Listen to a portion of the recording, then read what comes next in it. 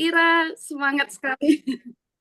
Terima kasih Bu Ira. Teman-teman pasti udah jawab salam tapi dalam hati ya. Ada yang lagi sakit, saya doakan semoga lekas sembuh. Ada yang baru pulang dari luar mungkin ya, belum sampai di rumah. Atau masih ada yang lipat-lipat baju ya kan. Ada yang ya macam-macam lah ya kegiatan kita malam hari ini. Tapi saya sangat antusias banget pada malam hari ini kita sama-sama belajar teman-teman untuk preview ini sebenarnya preview untuk kelas keuangan ya, kelas keuangan Kopasli yang nanti akan diselenggarakan di tanggal 3 dan 4 September 2025. Apa kabar Bapak Ibu semuanya? Sehat? Kalau sehat boleh dong ditulis di kolom chat atau di siapa dibuka kameranya jempolnya dong. Sehat-sehat Kak Amel, sehat gitu ya. Nah, biar energi kita ini semakin bagus gitu ya, semakin positif ya. Insya Allah semoga kita hari ini belajarnya dengan baik dan bisa bermanfaat nantinya untuk bisnisnya kita ya. Sebelum kita mulai acara pada malam hari ini, marilah kita sama-sama berdoa menurut agama dan kepercayaannya masing-masing. Doa dimulai.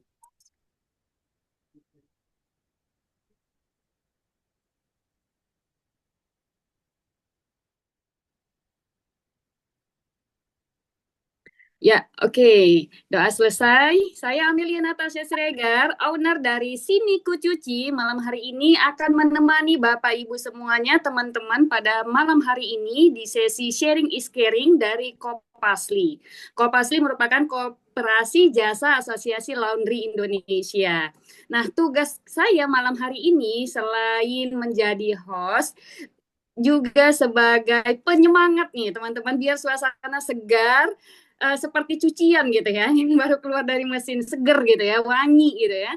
Nah tapi sebelum kita ke sesi serius saya mau pantun dulu ya kan. Nah seperti biasa kalau pantun ada belakangnya apa? Cah? Cakep. Ini saya ditinggal cakep gitu ya. Ini saya nggak ditinggal tidur kan ya? Halo.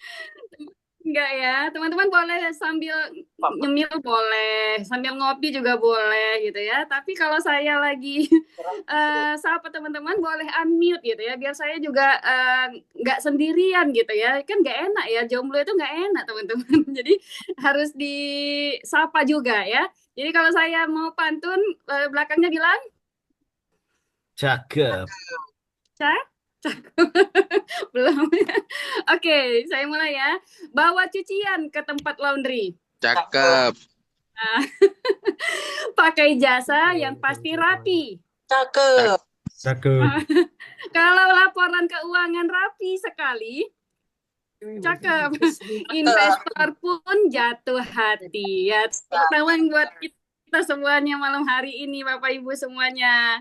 Nah, saya ingin menyampaikan bahwa ternyata data dari Kementerian Koperasi boleh di-unmute, ya, Bapak Ibu semuanya, teman-teman, ada data dari Kementerian Koperasi UMKM dan UMKM sebesar 70% UMKM di Indonesia ternyata belum punya laporan keuangan yang rapi. Nah, malam hari ini kita insya Allah belajar, tapi tentu saja hari ini, malam ini tidak dikupas tuntas seluruhnya karena memang banyak sekali elemen kalau kita cerita tentang laporan keuangan, ya. Nah, saya mau kasih pertanyaan nih, boleh tulis di kolom chat atau teman-teman boleh unmute juga. Nah, pertanyaan yang pertama adalah fakta atau mitos, ya. Fakta atau mitos? Jawabannya nanti teman-teman boleh tulis fakta atau mitos, ya. Kalau kita punya laporan keuangan yang rapi, bisnis jadi lebih mudah menarik investor. Fakta atau mitos? Boleh tulis di kolom chat atau unmute.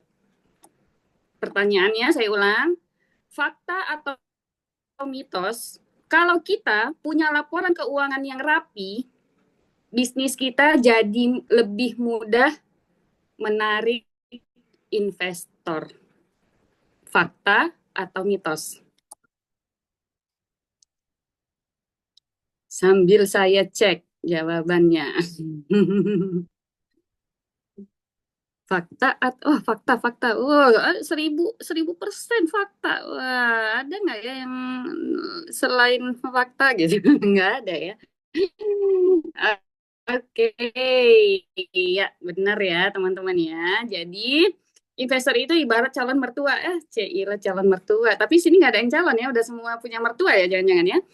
Nah, Bapak Ibu, eh, ternyata investor tidak hanya melihat perusahaannya kita atau usahanya kita bagus dari tampak luarnya saja, gitu ya, atau hanya melihat omsetnya saja yang besar, gitu ya. Tapi kita juga harus tahu juga nih, benar nggak ya laporan keuangannya, gitu ya, profitnya besarnya dari mana, gitu ya. Lalu ada nggak ya permodalan yang dari sumber yang lain gitu ya, dari bank kah atau dari mana, Nah, jadi hari ini kita akan belajar bareng-bareng nih teman-teman agar apa? Agar usaha kita nanti semakin lebih baik lagi. Oke. Nah, sekarang saya pertanyaan yang kedua nih. Ya, pertanyaan kedua adalah mana yang lebih bikin pusing? Cucian numpuk 3 karung, bukan 3 karung lah ya. Keranjang, benar ya. Sorry, karena saya laundrynya nggak pakai keranjang. Jadi ibarat ya. Jadi kalau cucian 3 keranjang gitu ya, mana yang lebih pusing? Cuciannya 3 keranjang atau bikin laporan keuangan yang nggak dicatat selama 3 bulan? Yang lebih pusing mana?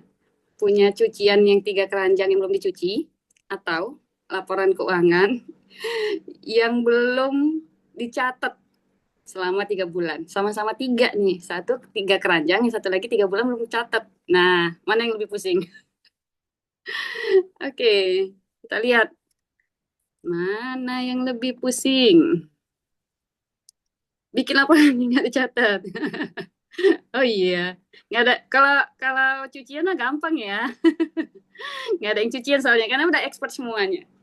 Oke, karena Bapak Ahmad Ghazali pada malam hari ini sudah berada bersama kita gitu ya. Saya boleh minta tolong Mas Tri di-share profilnya Bapak Ahmad Ghazali. Selamat datang Pak Ahmad Ghazali. Assalamualaikum. Suara saya terdengar? Waalaikumsalam. Apa kabar Terima Pak? kasih. Baik, kabar baik selalu. Alhamdulillah. Alhamdulillah. Oke. Nah, sudah datang Bapak Ahmad Ghazali di hadapan kita semuanya.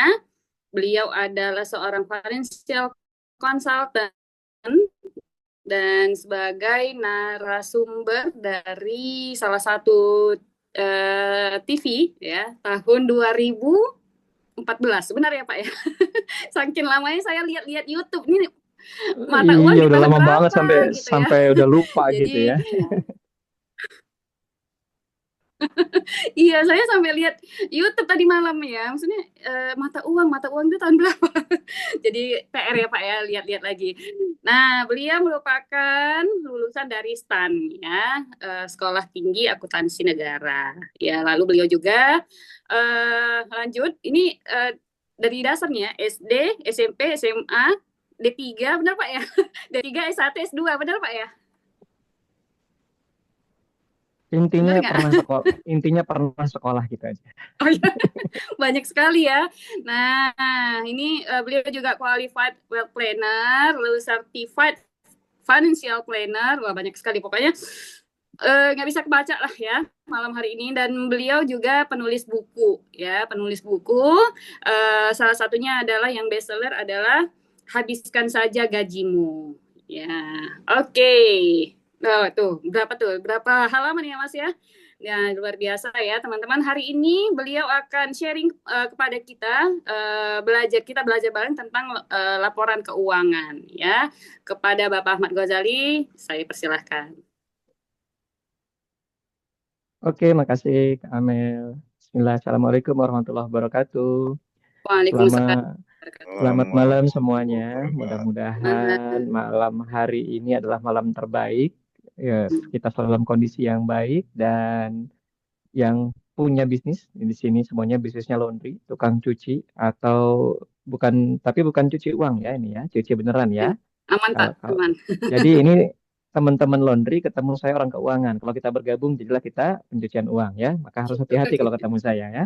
Oke, teman-teman, mudah-mudahan teman-teman selalu dalam kondisi yang terbaik ya dari sisi keluarganya, bisnisnya, karena tentu kita ingin bahwa bisnis kita terus naik gitu ya, dompet menebal, bukan tagihan yang menebal ya, mudah-mudahan dompetnya yang menebal. Nah, kita bicara tentang keuangan, saya mau tanya dulu nih, coba kita tanya, boleh di kolom chat deh. Boleh di kolom chat. Kira-kira teman-teman tahu persis nggak semester 1 2025? Sekarang udah bulan Agustus ya. Kalau bulan Agustus berarti kita udah lewat semester 1, udah lewat. Semester 2 ini bulan yang kedua. Saya mau tanya semester 1 2025, tahu persis nggak berapa omsetnya dan berapa labanya? Nggak usah ditulis angkanya. Cukup jawab tahu persis, tahu kasar atau nebak-nebak aja.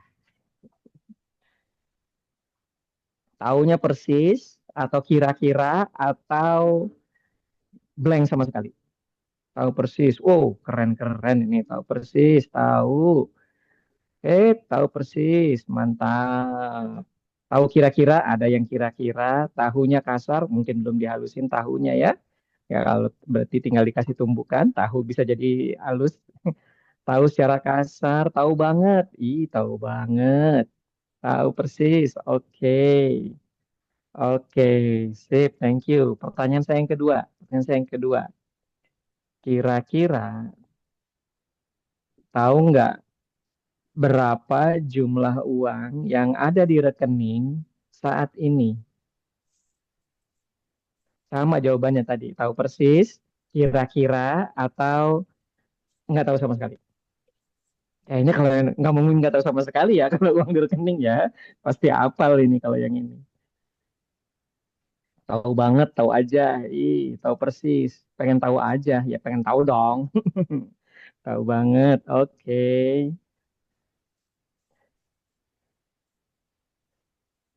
Oke.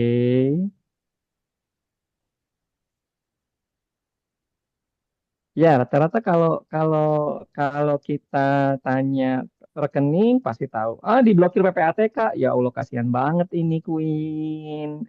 Pasti rekeningnya nganggur. Aduh, orangnya kerja keras. Mesin laundrynya muter terus, tapi rekeningnya nganggur kawan-kawan. Wah, bercanda ya. Ini pasti juga bercanda karena sekarang rekening yang diblokir sudah dibuka semua katanya.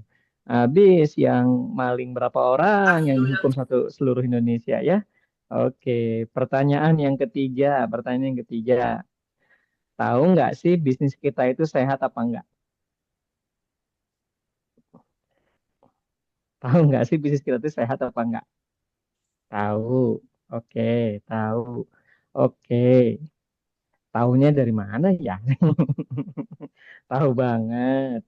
Ya, kalau sudah tahu semua berarti saya undur diri ya, karena di sini berarti permasalahan sudah selesai, tidak ada lagi masalah. Pak akhiri sampai di sini. Selamat tinggal. Jangan. Almira dari Mamuju. Oh, jauh sekali Mamuju. Mau menuju kemana Kak Almira? Mau menuju kemana? Setelah sehat ada profit. Apakah ada profit selalu sehat ya? Oke.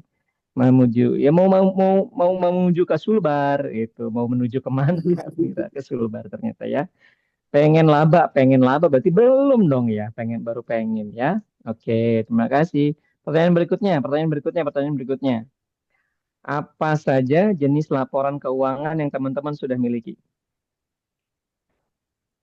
Jenis laporannya ada berapa?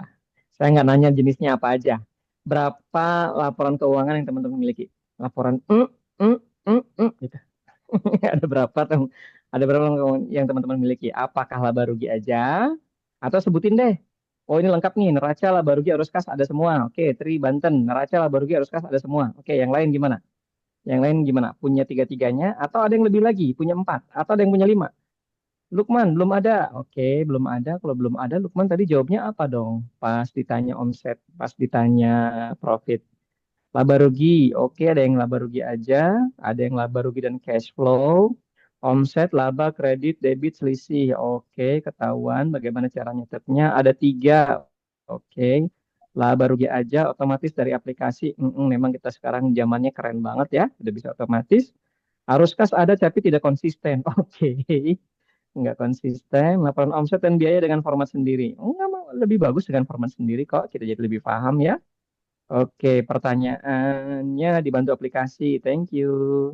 Oke, sekarang pertanyaan yang mau saya tanyakan adalah khusus yang pakai aplikasi. Karena di sini sebagian besar sudah pakai aplikasi ya. Masih manual belum rapi. Oke, nanti kita bantu. Oke, khusus yang pakai aplikasi saya tanya. Saldo menurut aplikasi dan saldo uang yang ada di rekening cocok apa enggak? Oke. Cocok apa enggak tuh saldonya tuh? Tidak. Ternyata tidak cocok. Cocok kalau nggak dicolong. Iya makanya pertanyaannya cocok apa enggak? Selisih. Cocok tapi kecolong sendiri. Oke, sudah ketahuan ya siapa malingnya ya. Malingnya udah ketahuan. Tentu tidak, kata Farid. Oke, kadang cocok, kadang tidak. Oke. Belum cocok. Jadi pertanyaannya, kalau saldonya nggak cocok, laporan keuangannya bisa dipakai nggak ya? Mungkin ini akan jadi pertanyaan yang sangat ini ya. Kira-kira laporan keuangan bisa dipakai nggak nih kalau nggak cocok? Oke, ternyata banyak yang belum cocok. Jadi walaupun kita bisa tahu nih laporan adalah laba ruginya tuh dari apa? Dari aplikasi, tapi kalau nggak cocok, artinya kita bisa pertanyakan. Sebetulnya aplikasi yang kita bikin atau yang kita pakai itu bener nggak sih nyatetnya gitu. Belum solid, masih cair kali ya. Berarti pakainya sabun cair. Memang betul kalau buat mesin cuci pakainya sabun cair ya, jangan pakai sabun yang solid, jangan. Kalau sabunnya batangan tentu akan repot mesinnya. Oke, oke, oke, thank you. Belum solid. Oke, oke, oke, oke. Sekarang saya mau tanya, apa masalah yang teman-teman hadapi secara keuangan? Oke, boleh di kolom chat. Apa masalah yang teman-teman hadapi secara keuangan? Masalah keuangan apa yang paling teman-teman hadapi? Yang paling sering dihadapi atau paling berat untuk dihadapi? Nah, masalah keuangan apa yang teman-teman paling sulit atau paling berat atau paling sering hadapi? Masalah keuangan ya, jangan masalah rumah tangga, jangan ya. Oke, ini kebutuhan rumah tangga. Solo karir butuh biaya hidup, makanya laporannya nggak sinkron. Oke, artinya masih selalu kepake ya buat pribadi ya. Masih cari rumusan perhitungan, keuangan laundry and out. Sungguh tahu profitnya berapa. Oh, selama ini belum tahu ya profitnya berapa. Oh, jadi dari yang tadi yang bilang tahu, tahu, tahu, tahu, itu yang jawab yang tahu doang, yang nggak tahu pada diem. Nah, sekarang pertanyaan yang berikutnya baru ketahuan, yang nggak tahu nih. Ngatur cash flow belum konsisten, cara cari tahu BEP, asik. Oke, oke, oke, sudah kebayang deh. Aplikasi paling rekomendasi buat bisnis laundry. Oke, nanti kita bahas ya. Tolong ingetin ya, Kak Amel, kalau ada yang belum saya jawab nih. Ini pertanyaan-pertanyaan nanti kita jawab. Klasifikasi biaya, standar neraca untuk laundry. Oke. Aplikasi yang paling rekomen. Karyawan masih kerja borongan, belum ada kasir khusus. Oh, karyawannya diborong ya. Karyawan semua borongan berarti ya, karena banyak ya kalau borongan ya. Belum ada kasir khusus. Oke. Ngomong-ngomong mau tanya dong, berapa cabang yang teman-teman miliki? Jumlah cabang, jumlah titik, jumlah cabang, jumlah lokasi. Satu, satu, dua, tiga, tapi yang satu belum aktif. Jadi yang satu itu masih tidur ya. Dua, dua cabang. Oke, belum ada cabang. Oke, baru setahun, jadi masih satu. Oke, thank you. Oke, oke, oke, oke. Oke, kita mulai. Oke, makasih teman-teman. 7 lokasi tapi kecil-kecil, nggak apa-apa kecil-kecil tapi banyak. Kecil tambah kecil tambah kecil tambah kecil sama dengan besar. Oke. Atau jangan-jangan mesin cucinya pakai yang kecil gitu ya, ukuran 1 kilo kali ya? Oh enggak ya, 7 lokasi tapi kecil. Saking kecilnya nggak kelihatan. Oke. Nah teman-teman, kenapa sih kita perlu laporan keuangan? Sekarang kira-kira nih, kira-kira nih, kalau saya atau saya tanya deh salah seorang nih saya tanya ke Amel deh, kira-kira Kira-kira kalau saya pinjam duit ke Kak Amel tolong dong, saya mau modalin saya mau bisnis laundry. Terus Kak Amel tanya, emang untungnya berapa? Ya pokoknya kalau ada untung dibagi deh. Kalau nggak untung ya udah gitu. Kira-kira mau invest nggak Kak Amel kayak kalau kalau jawabannya begitu? Enggak, Nggak enggak mungkin yakin. lah ya. Yang namanya Iya, kita pegang duit orang, kita pasti harus bertanggung jawab. jawab. Nah, laporan keuangan adalah bentuk pertanggungjawaban kepada owner. Laporan keuangan adalah bentuk pertanggungjawaban dari pengelola bisnis kepada owner. Kesalahan yang paling umum terjadi dalam kita mengelola bisnis adalah kita selalu bilang begini, ini kan uang saya sendiri, ini kan bisnis saya sendiri, yang nggak usah dilaporin lagi lah, toh saya yang ngerjain, ya udah laporannya punya saya. Oke, bener nggak jawaban kayak gitu? Enggak. Kenapa? Karena Lah, bisa bisa jadi nih, iya ini punya saya sendiri, tapi modalnya dari suami. Perlu nggak tanggung jawab sama suami? Perlu nggak? Kira-kira. Atau gini, iya ini kemarin saya kena PHK, kemudian dapat apa? Dapat uang pesangon sekian. Lalu sekiannya saya jadiin modal. Perlu nggak kita bertanggung jawab terhadap uang PHK itu, uang pesangon itu? Perlu nggak kita tanggung jawab? Ini sebetulnya ini sebetulnya biaya pendidikan buat anak-anak sih, tapi karena sekarang kena PHK, jadinya saya pakai dulu deh buat bisnis. Perlu nggak kita punya pertanggungjawaban hal seperti itu? Jadi ternyata teman-teman, kita harus bisa mempertanggungjawabkan walaupun itu uang kita sendiri. Kenapa? Karena bisa jadi itu bukan uang yang seharusnya kita pakai buat bisnis. Karena sebagian dari kita berbisnis, bahkan sebagian besar, mungkin bisnisnya itu bukan karena terencana, tapi karena terpaksa.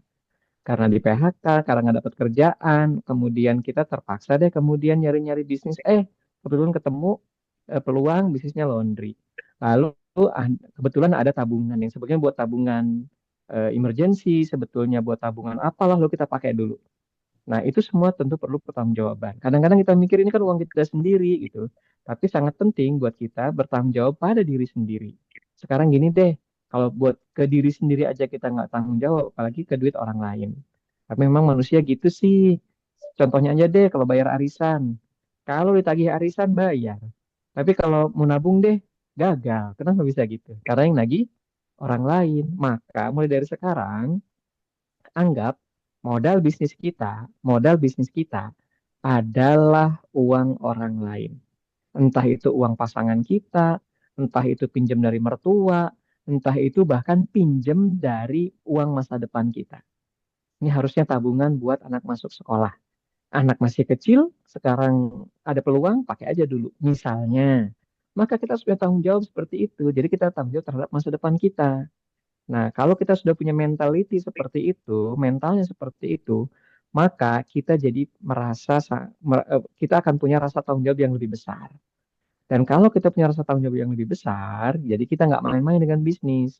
Kalau ini kan punya saya sendiri, akhirnya kita ya suka-suka sendiri bisnisnya. Nah, mentalitas seperti ini yang harus kita hilangkan. Kenapa? Karena kita pingin bisnis kita selalu membesar. Kalau kita mentalitinya ini uang saya, ini bisnis saya, terserah saya mengaturnya gimana, maka satu kita nggak pernah akan dapat partner bisnis. Kedua kita nggak pernah akan dapat investor. Kenapa? Karena kita berpikirnya pakai kantong sendiri, tanggung jawab ke sendiri, nggak usah pakai laporan. Kalau begitu, maka kita akan terbatas bisnisnya. Yang tadi bisnisnya baru satu, baru satu, baru satu. Kenapa? Ya karena uang yang diputar itu aja. Apalagi uangnya belum selesai muter, udah tarik duluan ke dapur. Uang belum selesai muter, udah tarik duluan ke dapur. Ini ibaratnya mesin cucinya mungkin belum selesai giling, udah kemudian kebuka tuh drainnya. Ke drain dah begitu. Belum selesai sabunnya bersihin kotoran, udah keburu kebuang lagi ke bilas.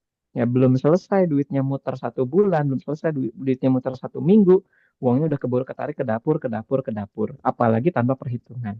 Ya jelas kita nggak akan bisa membesarkan bisnis kita. Kalau dengan modal kita sendiri pasti terbatas. Teman-teman yang modalnya 5 juta mungkin bisa dapat satu mesin cuci. Teman-teman modalnya 10 juta mungkin bisa dapat dua mesin cuci atau satu cabang. Teman-teman yang modalnya 50 juta mungkin bisa dapat satu cabang tapi dengan banyak mesin cuci. Tapi Kalau kita pun modalnya 100 juta sekalipun, kadang-kadang kita ya udah satu cabang aja. Setelah buka satu cabang, bisa nggak bikin cabang yang lain? Belum tentu. Tapi kalau kita punya mindset yang growth mindset, bahwa ini cuma langkah pertama. Kalau saya bisa pertanggungjawabkan dengan baik, bisa kelola dengan baik, maka kita akan dengan mudah dapat kepercayaan investor. Sekarang, siapa di sini yang belum dapat uang investor, belum kelola uang investor dan pengen bisnisnya bertumbuh pakai uang investor? Silakan Cung. Cung itu apa ya? Silakan angkat tangan. Angkat tangan atau jawab deh. Mau nggak dapat investor? Atau udah pakai saya pakai uang sendiri aja deh gitu. Tuh kan kata Nana Nia perlu soalnya aku dengan husband tetap ada letter investor kalau urusan bisnis. Tuh kan suaminya invest di istrinya. Uang suami ya uang istri. Uang istri bukan uang suami. Bingung apa bingung ini saya bacanya. Oke, mau tuh kan semuanya mau kalau dikasih duit. Kalau pertanggungjawaban duit mau nggak gitu kan? Oke. Nah, disinilah pentingnya mau banget nih mereka ada yang ngajuin diri jadi investor 2 orang, cuma masih maju mundur. Kenapa maju mundur diambil lah. Kalau maju mundur jadinya jalan di tempat. Oke. Sekarang saya mau kasih tahu kira-kira saya mau sharing kira-kira apa sih yang bikin investor tertarik. Saya izin share screen ya. Oke. Oke. Kenapa sih investor mau tertarik kepada sebuah bisnis? Ini saya nggak pakai PowerPoint ya. Sekarang saya pakainya pakai web lokal tapi ya. Nanti nanti mungkin hasil diskusi nanti bisa saya tulis sendiri. Nanti mungkin share-share teman-teman. Apa yang membuat investor tertarik pada sebuah bisnis? Ya, terutama investor itu tertariknya sama apa? Pasti satu, laba. Itu pikiran utama investor. Kenapa? Karena Hmm. investor itu, karena dia tanamnya duit. Kalau dia tanamnya duit, pasti dia pengen duitnya berbuah. Saya nggak mau bilang berbunga, takut ada yang bilang riba. Jadi saya bilang duitnya berbuah gitu ya.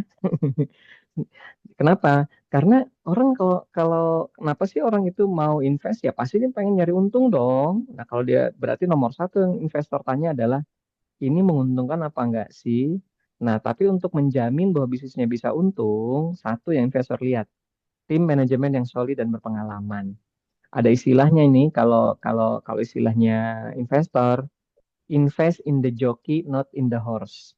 Jadi investlah ke jokinya, bukan ke kudanya. Karena ide bisnis yang keren sebagaimanapun, sekeren-kerennya ide bisnis, itu akan gagal dieksekusi kalau timnya salah, kalau orangnya nggak benar. Jadi apa yang pertama lihat investor? Who running the business? Siapa yang jalan bisnisnya? Terpercaya apa enggak sih? Amanah apa enggak sih? Nah, itu yang pasti akan dilihat oleh investor yang pertama kali. Kalau kita meminjam uang ke bank, secara teori ada di bank itu ada yang namanya 5C, ya kan? Kalau menilai apakah layak kredit itu disetujui atau tidak, bank punya rumus 5C. Kadang-kadang kita pikir, aduh nggak bisa ngutang ke bank, kenapa? Nggak punya agunan. C yang terakhir alias kolateral, C itu agunan, kolateral itu adalah C nomor 5. C nomor satunya apa? C nomor satunya karakter. Ya, teman-teman silahkan kalau mau cari namanya 5C. 5C dalam kredit, analisa kredit 5C. Nah, C yang pertama itu karakter. C bahasa Inggris ya, karakter. Yang nomor 5 baru kolateral alias jaminan. Jadi kalau kita punya jaminan, punya agunan, tapi kalau karakternya nggak dipercaya, nggak bakal bisa dapat investasi. Nggak bakal bisa dapat pinjaman. Nomor satu, who run the business? Siapa jokinya? Nah, tim manajemen yang solid dan berpengalaman. Yang kedua, investor mau lihat dong potensi pasar yang tumbuh alias market size. Bahasanya startup sekarang mereka tanya TAM, total addressable marketnya berapa sih? Terus ini masih bisa tumbuh apa enggak? Industrinya masih bisa naik apa enggak? Terus kira-kira bisa memecahkan permasalahan banyak orang enggak? Laundry, saya lihat ini adalah potensi bisnis yang besar dan terus tumbuh. Besar, oke, ya tapi yang lebih penting tumbuh. Kenapa? Karena kalau besar tapi nggak tumbuh, berarti pemain yang ada sekarang udah selesai. Kita nggak bisa masuk lagi, nggak bisa buka cabang. Tapi yang penting adalah tumbuh. Nah, Iya. bisnis laundry, analisa saya tumbuhnya bagus. Kenapa? Karena terkait dengan kultur masyarakat. Kulturnya makin lama makin pengen simple, makin pengen lifestyle-nya makin pengen yang cepet, yang simple. Kalau zaman dulu mungkin masih ada tuh orang yang kalau mau nyuci baju gitu ya, bajunya kotor, yang pertama dilakukan ngapain? Nimba dulu. Sekarang masih ada nggak sih orang nimba? Gitu. Kayaknya udah nggak ada ya. Nimba pakai kerekan gitu kan? Nggak ada. Atau zaman dulu mungkin pakai pompa dragon gitu kan? Yang tahu pompa dragon berarti umur kita nggak beda jauh ya. Kalau yang nggak tahu pompa dragon ya silakan di searching apa itu pompa dragon. Mereka masih mau pakai pompa dragon dulu atau nimba dulu lalu ngerendam. Ngerendam, lalu setelah itu digosok-gosok pakai apa ya? Pakai itu loh yang papan-papan penggilesan gitu ya dan seterusnya. Sekarang maunya simple, pakai mesin cuci. Mesin cuci sudah mau Iya. pengen lebih simple lagi. Pengennya sih orang lain aja deh yang ngerjain gitu kan. Karena sekarang kebanyakan kan gitu. Sekarang pasangan sama suami istri mungkin sama-sama kerja. Sehingga nggak tempat lagi deh nyuci dan seterusnya. Pengennya yang simple. Bahkan sekarang pengen lebih simple lagi. Saya nggak mau mesin cuci, nggak mau. Bahkan ada sekarang anak-anak zaman apa ya generasi alpha, generasi zilenial dan alpha sekarang makin malas ketemu orang. Sehingga kalau sebisa mungkin saya nggak ketemu manusia, saya pengen ketemunya robot. Maka kemudian sekarang berkembang lagi mesin cuci itu atau layanan laundry itu yang self service. Itu perkembangan. Tentu lihat lagi kulturnya. Makin banyak sekarang juga rumah makin sempit. Dulu kita rumah kan dulu mungkin besar-besar ya, tapi sekarang rumah tuh makin lama makin kecil. Sekarang orang tinggalnya di perumahan yang sempit-sempit. Apa artinya? Pertama, Hmm. mereka untuk beli mesin cuci mungkin akan makan space, makan ruangan. Yang kedua, oke lah ada mesin cucinya, jemurnya di mana? Sekarang udah mulai nggak nyaman banget kan jemur di komplek, akhirnya di jalanan jemurnya. Yaitu apa baju bolong, celana dalam gitu kan itu semua ada di pinggir jalan kan juga udah nggak endah banget deh. Maka sekarang kultur yang seperti itu membuat bisnis laundry menjadi makin meningkat.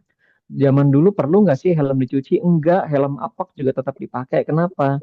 Karena yang penting nggak ditilang.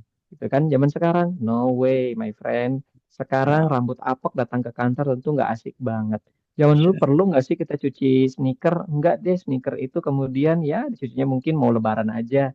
Tapi sekarang kulturnya berubah. Kita pengen helm yang selalu wangi, kita pengen sneaker kita selalu bersih gitu kan. Nah, ini berarti potensi pasar terus tumbuh. Yang ketiga, model bisnisnya jelas dan scalable. Nah, model bisnisnya jelas sih kalau cuci, ya kan? Ada yang model bisnisnya Mhm. apa ya, service Iya. only, ada yang model bisnisnya kemudian langganan, ada yang model Hmm. sekarang ada loh laundry yang langganan gitu dikasih kuota. Jadi member deh, kalau jadi member nyuci apapun diterima gitu kan tapi ada kuota maksimalnya. Sekarang misalnya cuci mobil. Kalau cuci mobil kan dulu per sekali nyuci kita bayar ya. Sekarang ada apa cuci mobil itu pakainya membership. Jadi bayarnya bulanan. Kalau udah bayar bulanan, kita mau nyuci sehari 3 kali kayak itu mobil bebas. Pokoknya mobil selalu dalam kondisi bersih. Berangkat kerja cuci mobil dulu, pulang kerja cuci lagi mobilnya. Mungkin saking sayangnya sama mobil. Atau kadang-kadang kan nyesel kan, habis nyuci mobil hujan. Nah itu banyak orang nyesel tuh kayak begitu tuh. Nah ada yang ngasih jaminan. Kalau hujanan cuci lagi gratis gitu ya kan. Akhirnya berkembang sekarang sistemnya membership untuk cuci mobil. Why not? Laundry juga bisa begitu. Oke, laundry sekarang pakai member gitu kan. Jadi kalau member gratis nyuci sepuasnya gitu. Tentu ntar ada batasan yang bisa kita hitung. Nah itu model bisnis. Kemudian skala, bisa nggak ditingkatkan skalanya? Skalabilitas itu bisa nggak ditingkatkan skalanya? Dengan cara apa? Nambah mesin, dengan cara nambah cabang. Oh itu berarti scalable. Dengan cara di copy paste, bisa nggak di copy paste? Ada bisnis yang tidak bisa di copy paste. Bisnis apa yang paling sulit di copy paste? Bisnis konsultan. Bisnis konsultan itu sulit di copy paste. Kenapa? Karena keahliannya ada melekat di orangnya biasanya sehingga akan sulit di copy paste. Bukan nggak bisa sih tapi lebih sulit. Kalau laundry gampang banget di copy paste. Tinggal beli mesin yang lebih banyak maka kita akan bisa menambah skala. Produk lain unggulan inovatif. Kemudian traksi dan validasi pasar. Ini biasanya untuk yang Kalau kita baru ya, kalau kita baru bisa nggak dapat traksinya dengan cepat. Karena kita pengen balik modal kan pasti cepet ya. Maka harus ada datanya tuh, berapa pertumbuhan jumlah pengguna, berapa pelanggan yang bayar, berapa pendapatan dari bulan ke bulan, ada nggak grafiknya. Yang tadi bilang saya tahu angkanya, tapi ada grafiknya nggak? Kalau teman-teman pakai aplikasi, pasti ada grafiknya. Sehingga ketahuan tuh berapa monthly recurring revenue. Kalau monthly recurring revenue itu kita berarti ngukur gini deh, kita ngukurnya per customer. Satu customer kira-kira berapa kali nyuci atau menghasilkan omset berapa. Nah, itu ada nggak analisanya? Atau jangan-jangan kita cuma tahu, hari ini omset sekian juta, selesai. Kalau gitu berarti datanya kurang banyak bicara. Data yang bicara lebih banyak akan lebih banyak lagi ngasih kita insight. Oh, ternyata jumlah customer saya itu ada 40 orang yang loyal. Setiap bulan mereka seminggu 3 kali. Sekalinya nyuci, mereka katakanlah spendingnya adalah 200.000. Kan enak tuh 200.000 kali 3 kali sebulan dikali 50 orang. Nah itu loyal member. Tambah yang kadang-kadang tambahan-tambahan yang mungkin 20%-nya orang yang bukan yang nggak langganan nggak kecatet. Yang 80% saya tahu persis orangnya, tinggalnya di mana, berapa jumlah cuciannya. Nah kalau seperti itu kita akan bisa dengan mudah mengukur saya saatnya buka cabang apa enggak. Apalagi kalau pakai sistemnya member kita tahu alamatnya di mana. Oh, 30% customer saya ada di perumahan ini, 30% ada di perumahan itu, 40% lagi misalnya tersebar di mana-mana. Kalau gitu bagaimana caranya kita buka cabang? Ya, enak dong kalau mau buka cabang. Perumahan ini, udah ada customer existing 30%. Sehingga ketika di sini sudah mulai padat, oke, perumahan yang ini saya bukan buka cabang di situ. Nah, itu pentingnya kita punya analisa itu tuh, monthly recurring revenue per customer lebih bagus lagi. Dan sehingga kita tahu kalau per customer kira-kira akan spending uang sekian, menghasilkan profit sekian, kita bisa alokasi marketing fee berapa. Nah, ini namanya customer acquisition cost. Customer acquisition cost itu adalah biaya beli customer, satu orang customer berapa. Ini biasanya startup sering banget nih pakai istilah-istilah gini nih. Saya mau katakan lagi nih, satu customer kalau udah jadi langganan itu akan spending misalnya 300.000 per bulan.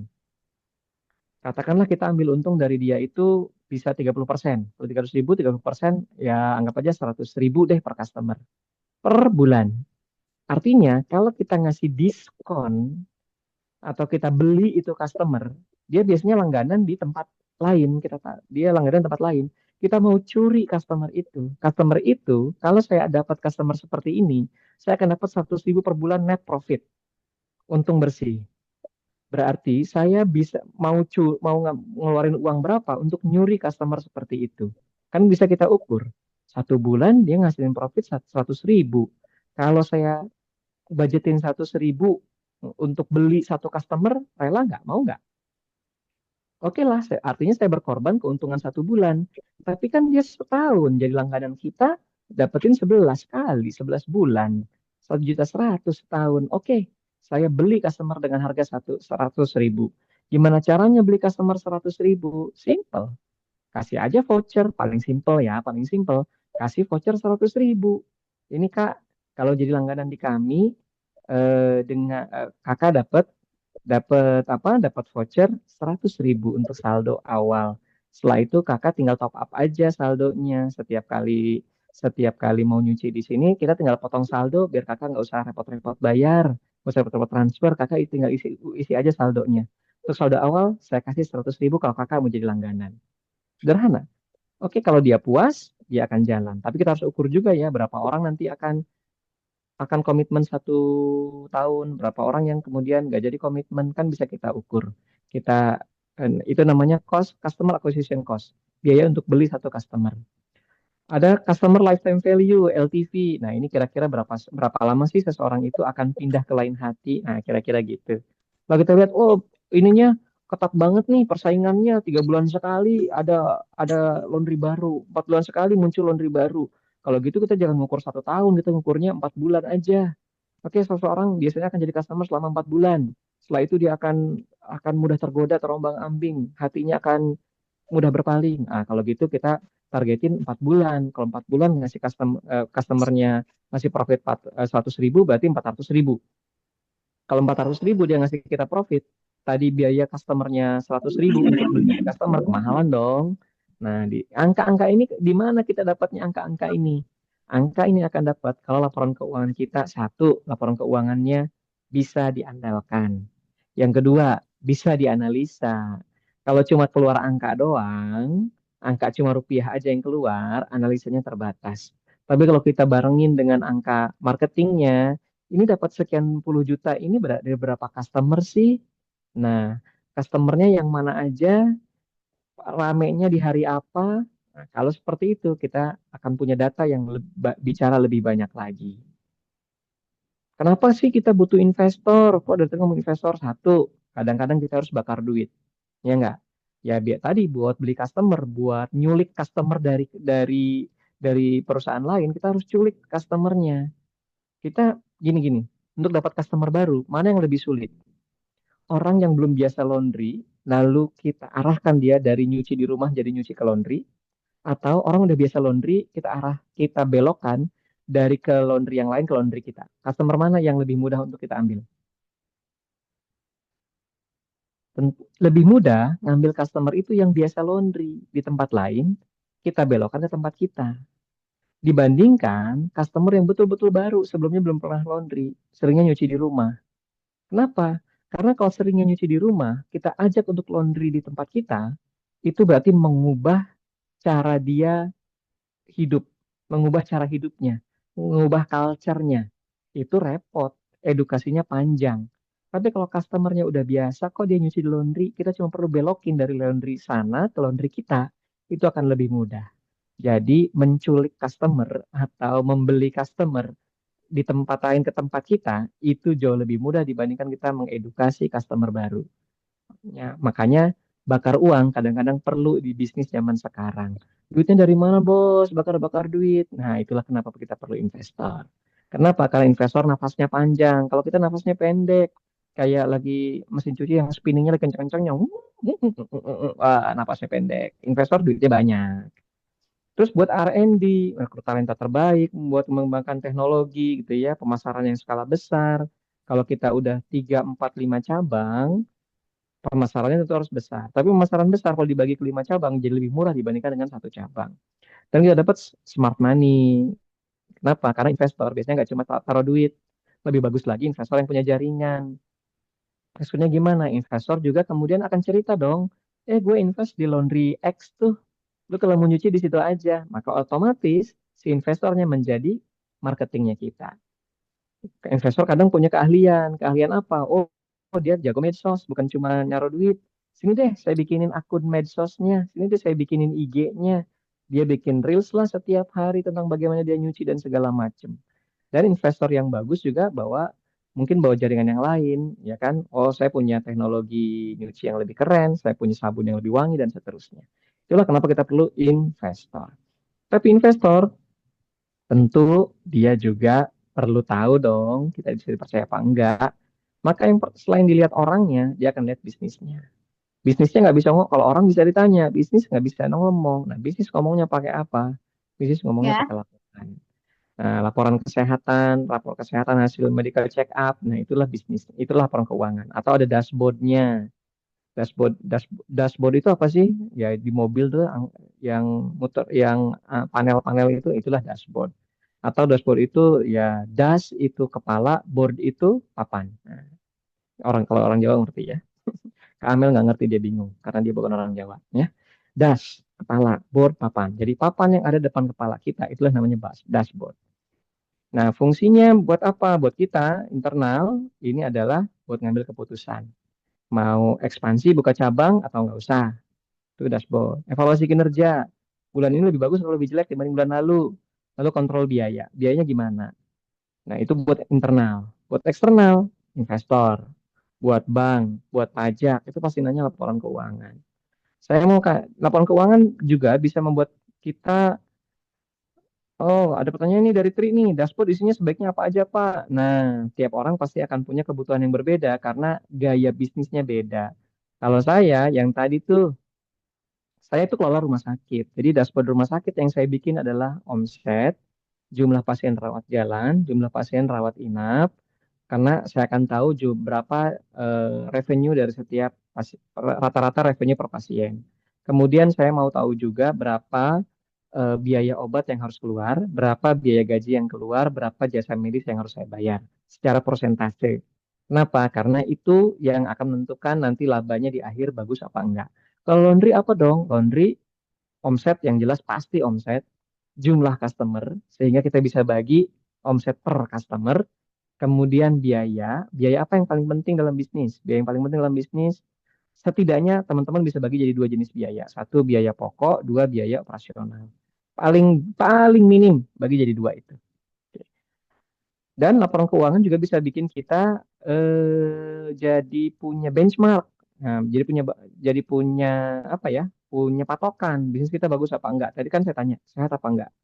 Nih contohnya nih saya cariin deh laporan keuangan. Sayangnya laporan keuangannya di Indonesia belum ada ya perusahaan terbuka dari laundry.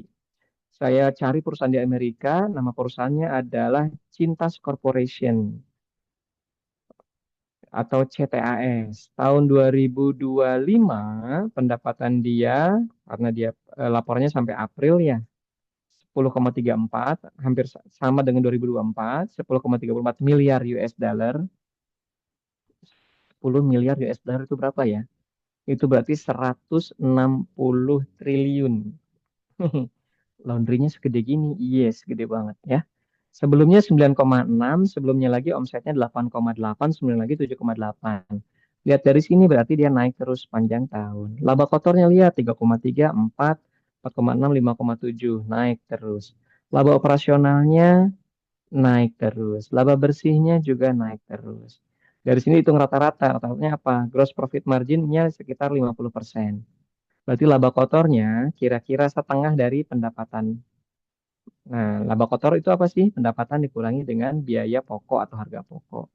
Net profit marginnya nih, laba bersih nih, net profit margin itu sekitar 17 sampai dengan 18%. Nah, dengan biaya operasional kira-kira 30%. Nah, ini teman-teman jadikan patokan. Tapi jangan pakai patokan yang ini ya. Kenapa? Ini di Amerika, kadang-kadang bisa beda. Kemudian ini customernya adalah industri, bukan custom, bukan rumah tangga. Jadi mungkin juga struktur biayanya agak beda. Nah, teman-teman terus patokannya kemana dong? Karena di Indonesia saya belum punya, teman-teman harus belajar ke sesama pengusaha laundry. Atau kalau pakai itu kemudian kita simulasikan, oh kalau gitu kalau satu cabang 450 juta, HPP-nya 180 juta, kan tadi 40% ya, kita niru si Citas tadi ya. Laba kotornya berarti 60%, 270 juta. Biaya operasional 135, laba operasinya 135, pajaknya 10%.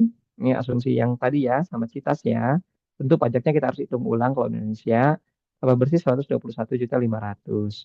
Ini laporan paling minim yang teman-teman harus punya.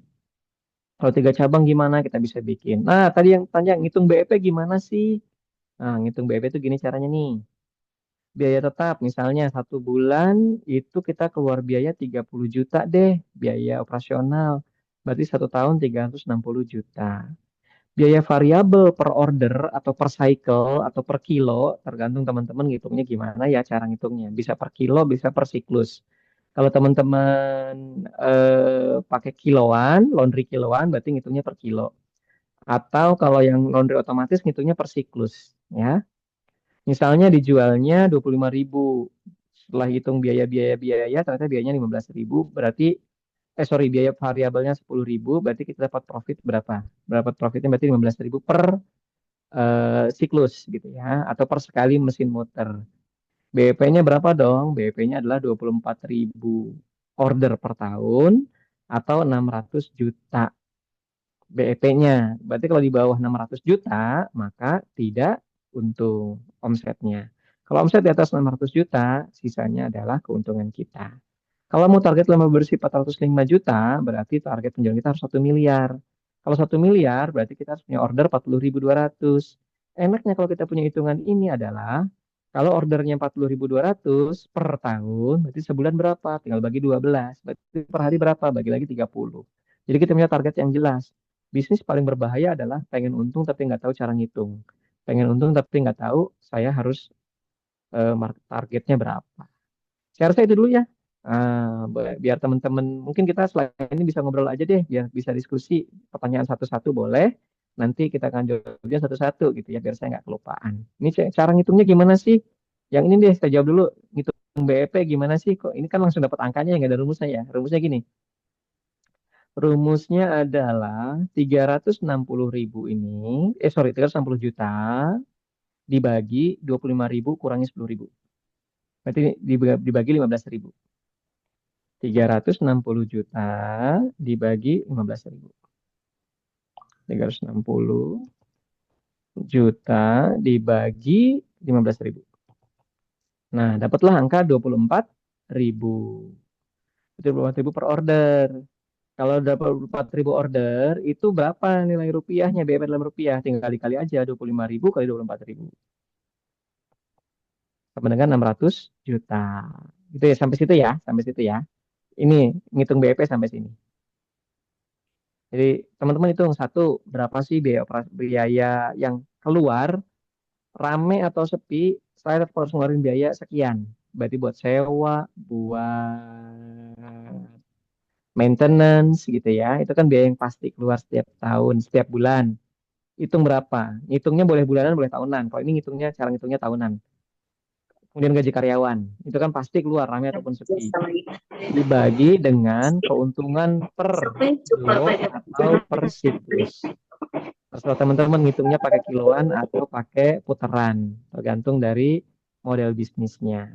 Nah, itu dapatlah kemudian BEP. Gitu ya. Oke, itu untuk BEP. Oke, saya rasa gitu aja ya. Saya kembali lagi ke Amel deh. Silakan yang mau kita diskusi setelah ini. Oke, Makasih. terima kasih Pak Gozali. Oke, ini makin malam, makin ngantuk ya kan, kasih angka, nanyanya yang agak lumayan berat ya kan. Nah, ini pada ngumpul 68 orang. Sebelum kita lanjut, kita mau foto bareng dulu ya. Teman-teman boleh dibuka kameranya. Kita mau foto. Ada berapa slide, Mas Tri? Bentar. Ada 3 slide, 4 slide. Ada 3. Ada 3 slide. Jadi kita nggak tahu di mana slide-nya berada. Jadi tahan aja senyumnya ya teman-teman ya. Oke. Ya, saya hitung 1 sampai 3. Mungkin ada yang mau pakai bedak dulu. Tanpa bedak sebenarnya bisa ya. Saya juga nggak pakai karena pakai filter. Ketahuan ya. Nah, teman-teman boleh saya hitung 1, 2, 3, 4, 5. Belum foto ya, masih hitung supaya dibuka aja kameranya. Oke. Siap semuanya? Mas Tri siap? Siap, yuk. 1. Ya, gayanya gimana Mas Tri? Oke, cuan ya. Boleh bebas. 1, 2, 3. Ya, kita nggak tahu di mana ya. Jadi kita tetap gini aja. Mas Trinya Lanjut. yang udah di save Mas. Oke, lanjut. Lanjut. 1. Ya, senyum juga ya teman-teman. 1, 2, 3. Oke, Udah sekali Mas? lagi. Sekali lagi. 1, 2, 3.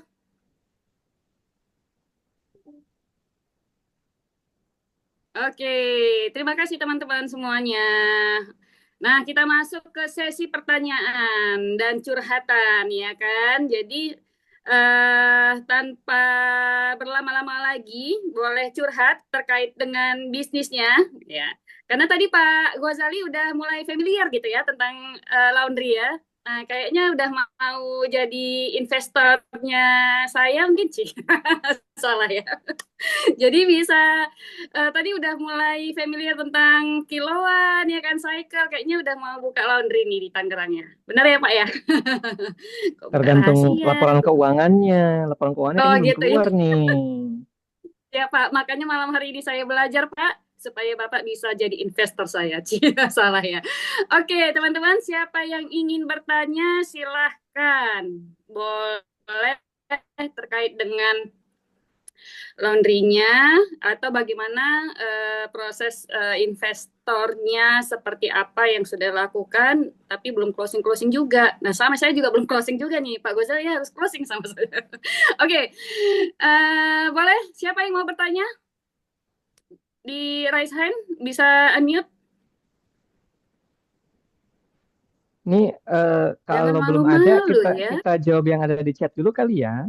Yang di chat sebelumnya ada beberapa pertanyaan. Boleh Pak, Ini ada Farid nih, boleh Pak. persentase per item biaya terhadap omset di laundry. Nah, ini penting untuk dijaga, minimal kita bagi jadi dua ya. HPP sama biaya operasional itu persentasenya harus kita jaga terus. HPP cenderung fleksibel, variabel terhadap pendapatan, makanya dia bentuknya harus persentase yang kita jaga. Kalau biaya operasional yang kita jaga itu rupiahnya. Kenapa? Karena dia fix harusnya. Walaupun kadang-kadang bisa naik turun sedikit-sedikit, tapi naik turunnya belum tentu sebanding dengan omset ya. Jadi HPP yang perlu kita jaga dan apa biaya operasional itu persentasenya harus kita jaga terus terutama untuk HPP. Misalnya kita udah pernah dapat nih HPP-nya 37%. Nah, itu nggak boleh lebih dari 37. Kita jaga terus supaya tetap bisa 37. Yang masuk komponen HPP apa sih? Kalau laundrynya otomatis berarti komponen HPP-nya apa? Listrik, air, sama sabun. Udah itu aja. Kalau dia laundry otomatis.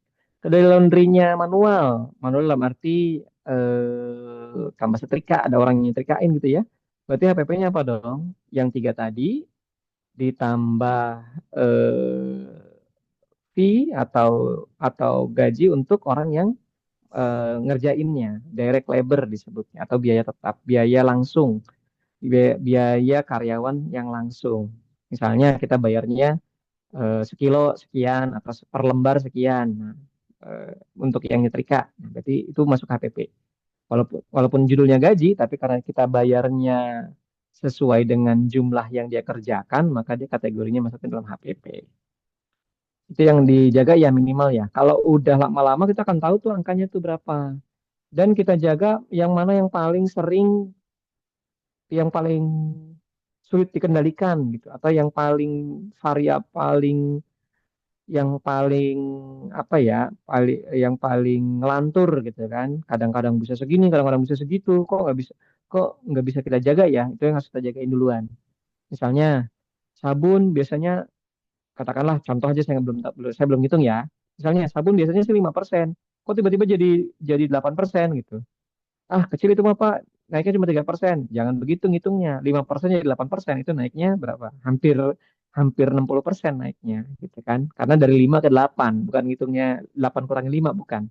Tapi 3/5 kita ngitungin, berarti 60%. Kalau udah naiknya segitu, berarti harus kita selidiki tuh kenapa. Kalau laundrynya otomatis, cek CCTV. Jangan-jangan ada customer kita yang kreatif gitu ya, datang bawa botol kosong. Jadi sabunnya disedot. Atau kalau kita yang nyuci, mungkin pernah tumpah gitu ya. Atau ternyata habis ganti orang nih, ganti ganti SDM, habis ganti orang, kok tiba-tiba penggunaan sabun jadi banyak. Berarti kebiasaan SOP-nya nggak kejaga tuh. Harusnya sekian kilo pakaian itu sekian mili. Nah, ini nggak kejaga tuh orangnya. Aduh, nggak berasa Pak, sabunnya kayaknya busanya kurang gitu kan. Nah, berarti kita pakainya perasaan, bukan pakai angka. Harusnya pakai angka, pakai persentase atau pakai mililiter gitu untuk sabun. Itu ya untuk pertanyaan siapa tadi? Yang tanya persentase ya, persentase pengeluaran. Oke, itu pertanyaannya Japri ya Pak ya. Soalnya tadi saya lihat-lihat di sini kok nggak ada. Ada banyak kali di atas, tapi Di ya atas. udah gulung banyak banyak. Oh iya, oke oke oke. Boleh teman-teman, ada lagi yang mau ditanyakan? Silahkan. Atau saya tadi kan Bapak cerita tentang itu ya apa HPP, karena memang ada beberapa teman-teman yang hitungan karyawannya bukan per lembar, Pak, tapi memang Mm-mm. dia udah fixed cost gitu. Jadi biaya untuk gaji itu masuknya ke fixed cost. Tapi kalau saya masih variable cost sih. Maksudnya yang berapa berapa Mm. sepatu yang dikerjakan sama karyawan saya hitungnya per sepatu. Tapi kebanyakan teman-teman yang self service ataupun yang full service bahasanya seperti itu Pak. Jadi Bapak biar lebih familiar gitu. Saya Oke, juga oke. masih belajar juga sih sebenarnya. Self service, full service, terus apa lagi ya? Saya juga belajar juga sih Pak. Nah kayak gitulah. Jadi memang ada yang eh, apa namanya yang pakai setrika, ada yang enggak gitu ya, yang menghilangkan setrika gitu. Jadi biayanya juga nanti variatif karena tergantung sama teman-teman pengusaha di sini seperti itu. Tapi Oke, komponen kalau kalau tadi full service, kemudian karyawannya dibayarnya sebagai gaji, bukan per item atau bukan variabel, berarti nanti karyawan, walaupun kenyataannya nanti di laporan keuangan sih masuknya HPP ya, tapi cara ngitung BEP kita jadi beda tuh. Cara ngitung hmm, BEP-nya, kalau dia dibayar gajinya bulanan, lagi sepi ataupun lagi rame, berarti dia masukin ke komponen yang pertama yang kita hitung, biaya tetap. Itu, tapi di laporan dia tetap masuk ke komponen HPP. Sehingga nanti kita ngitung BEP-nya berubah, perhitungan BEP-nya. hmm, Karena kan kita bayar dia bulanan, mau sepi atau mau rame. Maka kita hitung BEP-nya harus naik berarti angka BEP-nya. Jadi kita harus punya hmm. target yang berbeda kalau kita bayarnya fix gitu ya. Nanti disesuaikan aja. Tapi makanya jangan ngapalin rumus, mendingan paham logikanya. Kalau paham logikanya, ketika kondisi berubah, kita bisa melakukan perhitungan dengan lebih tepat. Ini Pak dari Pak Insan nih. Insan Mm-mm. gimana cara menghitung harga yang full service katanya. Full service itu yang semuanya Pak, yang Mm-mm. dicuci gosok gitu, apa setrika. Mungkin bukan ngitung harga ya. Kalau harga kan Kan? kita tentukan ya. Ngitung HPP mungkin ya. Mm, mm, HPP yang full service gimana sih? Oke. Pertama kita identifikasi dulu ada biaya yang langsung dan biaya tidak langsung. Biaya langsung itu berarti biaya yang variabel mengikuti dengan jumlah penjualan. Jual kalau full service per kilo ya misalnya. Artinya ketika per kilo itu hubungannya kemana? Hubungannya ke pasti air, sabun, sama listrik. Itu udah jelas variabel per kilo. Kemudian ada tenaga kerja nggak di situ? Tenaga kerjanya kalau kita bayarnya per variabel, bayarnya variabel juga per kilo juga, berarti dia langsung masukkan juga ke situ apa komponen HPP-nya. Baru kemudian yang variabel-variabel sudah kita tambahkan biaya tetap. Biaya tetapnya overhead. Nah, overheadnya ini cara ngitungnya memang harus pakai asumsi. Misalnya kita keluar biaya itu katakanlah satu bulan yang overhead ya, yang pasti, yang fix, misalnya 3 juta. 3 juta itu harus kita bagi jadi berapa kilo target sebulan. Oke, target sebulan itu misalnya 1.000 lah, 3 juta dibagi 1.000 berarti 3.000. Artinya tambahkan lagi 3.000. Ini contoh aja ya. Kalau misalnya, tentu yang bagian itu harus pakai asumsi. Ketika asumsinya berubah, perhitungannya juga akan berubah. Makanya kita harus update terus tuh perhitungannya. Nah, tinggal kita mengambil untung berapa. Oh, tadi biayanya, contohnya kemarin saya udah pernah hitung, misalnya biayanya katakanlah 2.000 per kilo. Tambah ada overhead yang harus ditanggung 3.000 per kilo. Biaya langsung 2.000, tambah biaya tidak langsung 3.000, berarti total biaya 5.000. Kita mau untung berapa persen? Katakanlah mau untungnya 50% dari harga. Kalau gitu tinggal kali 2. 5.000 kali 2, 10.000. Berarti 10.000 per kilo. Kalau 10.000 per kilo, kita akan dapat untung 5.000. Yang 5.000-nya buat biaya, 5.000-nya lagi buat keuntungan kita. Ini contoh aja ya, angka tentu harus disesuaikan lagi dengan teman-teman semua. Gitu ya. Oke, ada lagi nih. Kalau gajinya terdiri dari dua bagian, gaji bulanan yang Hmm. fix ditambah dengan insentif sesuai dengan jumlah. Kalau setrikanya gimana masukin kehitungan Oke, tapi kalau gitu biaya setrika kita masukin sebagai biaya variabel. Sedangkan gaji masukkan sebagai biaya fix. Jadi hitung dulu total pengeluaran dalam satu bulan termasuk gaji karena dia fix. Listrik masuk nggak sih? Listrik masuknya fix atau variabel sih? Gini deh, kalau listrik yang fix itu kan kecil ya sebetulnya karena cuma buat lampu ya. Listrik yang fix ya, cuma lampu mungkin teman-teman pakai apa? Kalkulator, sorry kalkulator lagi. Pakai komputer mungkin ya atau mesin kasir misalnya. Itu kan kecil listriknya. Sedangkan listrik yang sangat besar akan dipakai oleh mesin cuci karena dia bisa ribuan watt. Kalau lampu kan cuma di bawah 100 watt.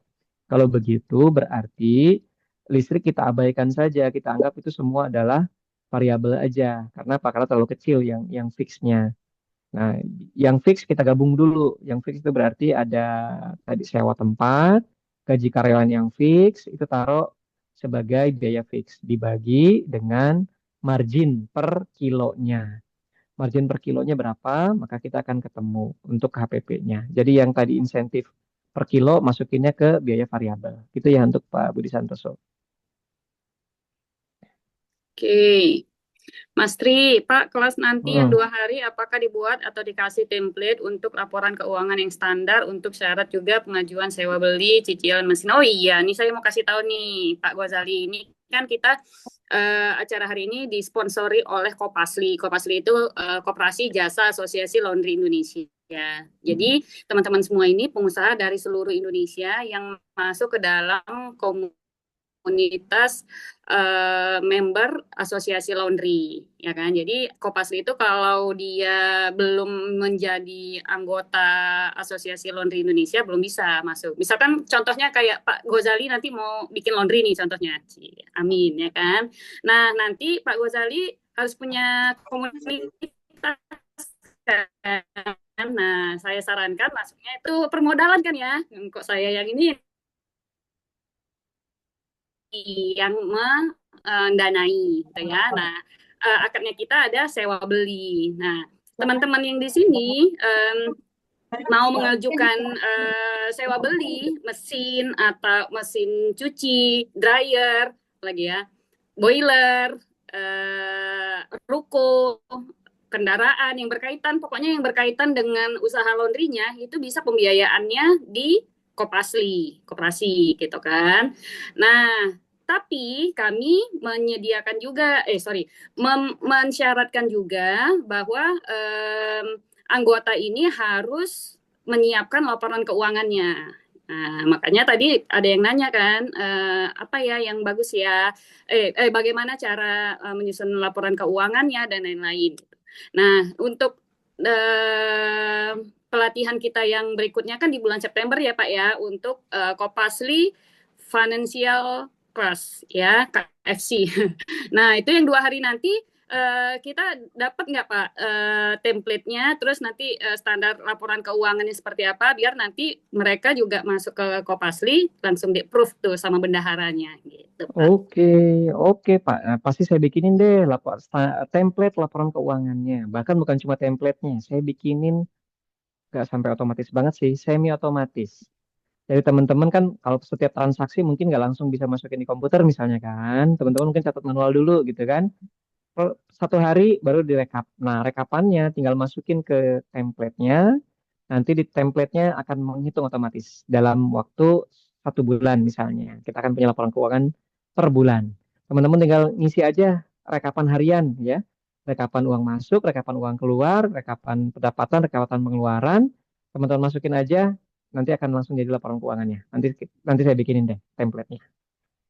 Oke, keren ya teman-teman ya. Jadi jangan sampai teman-teman melewatkan acara kita di bulan September nanti karena kalau malam hari ini dibahas semuanya pasti nggak tidur nih kita ya. Sedangkan yang acara kemarin nanti aja sampai 2 hari ya kan, 2 hari full time. Aduh, ini luar biasa ya. Jadi jangan sampai teman-teman itu nggak daftar gitu ya. Boleh Mas Tri di-share apa aja kegiatan kita nanti di bulan September 3 dan 4 bersama Bapak Ahmad Ghazali. Fasilitasnya tadi Pak Ahmad Ghazali udah sampaikan dan tidak dapat template, lalu nanti ada didampingi juga nanti bikin laporan keuangannya.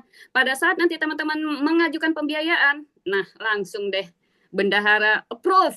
Yeah. Oke, ini dia teman-teman ya. Kelas Kopasli Financial Class biar laporan keuangan kinclong ya, sesuai dengan bisnisnya kita semua ya. Hari Rabu dan hari Kamis tanggal 4 sampai tanggal 3 sampai 4 September 2025 pukul 9 sampai 15. Waduh, ini gimana ya belajarnya, mudah-mudahan dikuatkan ya tenaganya, pikirannya, mudah-mudahan bisa on gitu ya. Kita akan bahas banyak sekali. Nanti Mas Tri boleh di-share juga ya materi-materinya ya. Nah, khusus hari ini ini tanggal 16 ya. Ini hari ini tanggal tanggal 15. Tanggal 15, 16, 17, jadi waktu Kopasli itu hanya bayar 299 saja ya, yang khusus anggota Kopasli. Nah, kalau yang belum menjadi Kopasli masuknya kemana Kak Amel? Gitu ya, masuknya itu ke umum. Misal Kak Amel, aku udah jadi asli nih, yang lain palsu gitu ya. Aku udah jadi asli nih, member asli gitu ya, tapi belum jadi Kopasli.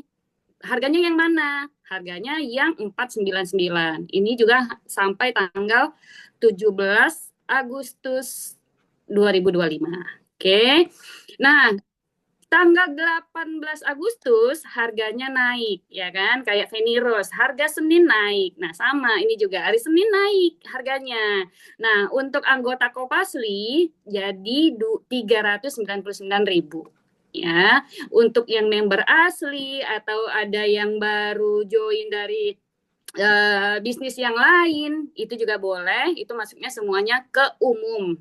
Biayanya 599. Bonusnya apa aja? Tadi Pak Ghazali udah sampaikan, dapat template Excel, lalu ada kalkulator BEP dan margin, checklist laporan keuangannya yang kinclong seperti apa, dan teman-teman jangan khawatir, semuanya kita masuk ke dalam grup alumni ya yang akan dipandu sama Pak Ahmad Ghazali. Dan insya Allah ya, mudah-mudahan ya kita bertemu lagi nanti di coaching ya, coaching one on one, bukan one on one guys ya, ya coaching lah ya, coaching khusus tentang keuangan, sama seperti kayak Ko Setiadi sebelumnya. Kita ada 13 orang, jadi benar-benar intimate coaching. Nah, kali ini intimate coachingnya itu tentang keuangan. Ya kan, pastinya nggak bisa kayak kemarin ya yang rame-rame ya, karena kan ini lebih privasi ya. Nah, nanti akan dipandu juga sama Bapak Ahmad Ghazali. Padahal saya belum bilang ya Pak sama Pak Ghazali nih ya. Mudah-mudahan Bapak bisa berkenan lah ya. Nanti saya informasikan selanjutnya ya Pak. Oke, apa aja yang dibahas nih Kak Amel? Oke, Mas Tri. Yang pertama kita bahas di hari Rabu, kita akan membahas tentang Mas Tri? Mas Tri? Oh, hilang. Saya bacakan. Oke. Ya. Oke, ini dia. Untung Mas Tri ini gercep ya kan.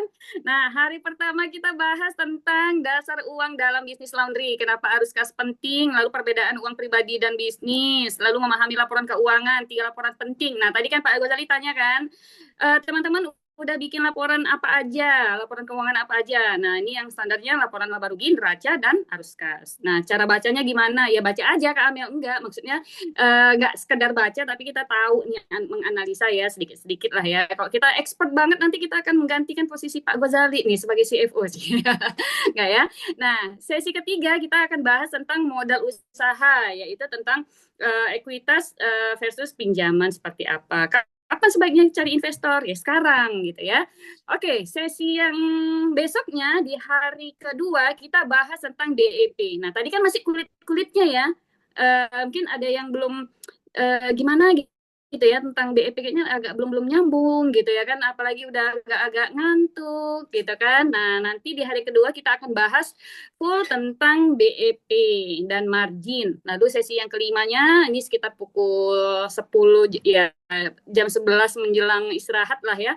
Kita workshop penyusunan laporan, latihan dikit lah ya. tentang laporan keuangan, lalu yang terakhir adalah menyiapkan laporan untuk investor. Ya, jadi langsung closing nih, saya juga langsung closing nih ke Pak Ghazali, salah ya, setelah ikut ini ya. Nah, jadi teman-teman pastikan mendaftar di acara KFC ini, Kopasli Financial Class. Jadi ini dikhususkan untuk seluruh member asli, Kopasli, dan lain-lain di luar sana yang memang butuh ilmu tentang laporan keuangan ya. Jadi biar kita juga ketika ketemu sama calon investor bisa lebih pede gitu ya. Tadi ada yang nanya ya Pak, dia bilang ada calon investor mau ada yang ngantri 2 calon investor, tapi katanya apa maju mundur gimana sih? Nah, saya mau dengar tuh, boleh nggak unmute? Mana ya tadi ya, saya ada baca. Ini nih, Bapak Insan Halo. Siana. Boleh Pak? Halo. Gimana ceritanya? Ini calon, ada yang mengajukan diri jadi investor 2 orang. Cuma Bapak maju mundur. Nah, kenapa Pak? Dan kenapa dia mau Iya, yang berminat gitu? iya. Itu memang sempat ada yang mau franchise gitu kan. Jadi mau investor pakai nama kami. Pak, maaf Pak, Cuman, sebelumnya Pak. halo? Maaf sebelumnya. Ya? Kenalkan diri dulu dari Oh mana. iya, oke. Nah, ini kan supaya kita juga bisa tahu gitu kan nantinya Bapak. Boleh Pak? Oh iya, kenalkan. Saya Insan dari Jogja. Saya dari Shana Laundry Jogja. Kebetulan saya juga member asli di bawahnya anggotanya Bondan. Oke. Jadi Udah berapa calon Pak sekarang? kebetulan kita baru running 1. Memang ada kita rencana mau buka lagi gitu kan. Cuman memang kemarin di tahun lalu itu sempat ada 2 orang yang mau franchise ke kami gitu kan. Ada yang mau jadi investor ke kami. Cuman kaminya yang masih maju mundur. Masih maju mundur tuh kita masih pikir ngitung BEP-nya, laporan keuangannya, kemudian kita juga masih memikirkan ya seputar keuangan, kemudian SDM, kemudian menjaga konsistensi yang masih menjadi pertimbangan kami gitu. Nah, kami masih maju mundur ya apa enggak. Padahal 2 orang ini nanya itu nggak cuma sekali 2 kali gitu. Ya akhirnya terlewat begitu aja. Nah ini apa? Kami juga tidak mau ini terjadi di kedepannya. Nah, ini mumpung nih ada expertnya, saya mau tanyakan nih, kira-kira gimana nanti ke depannya kalau ada yang nanyakan lagi ke kami. Nah, ini yang menjadi kunci bagi kami untuk mentreatmentnya itu bagaimana mungkin kami bisa diberikan petunjuk begitu. Terima kasih, Bu. Ya, terima kasih. Silakan Pak. Ya, mungkin yang jadi pertama yang harus didiskusikan dengan investor adalah apa sih harapannya investor gitu ya. Karena harapannya pasti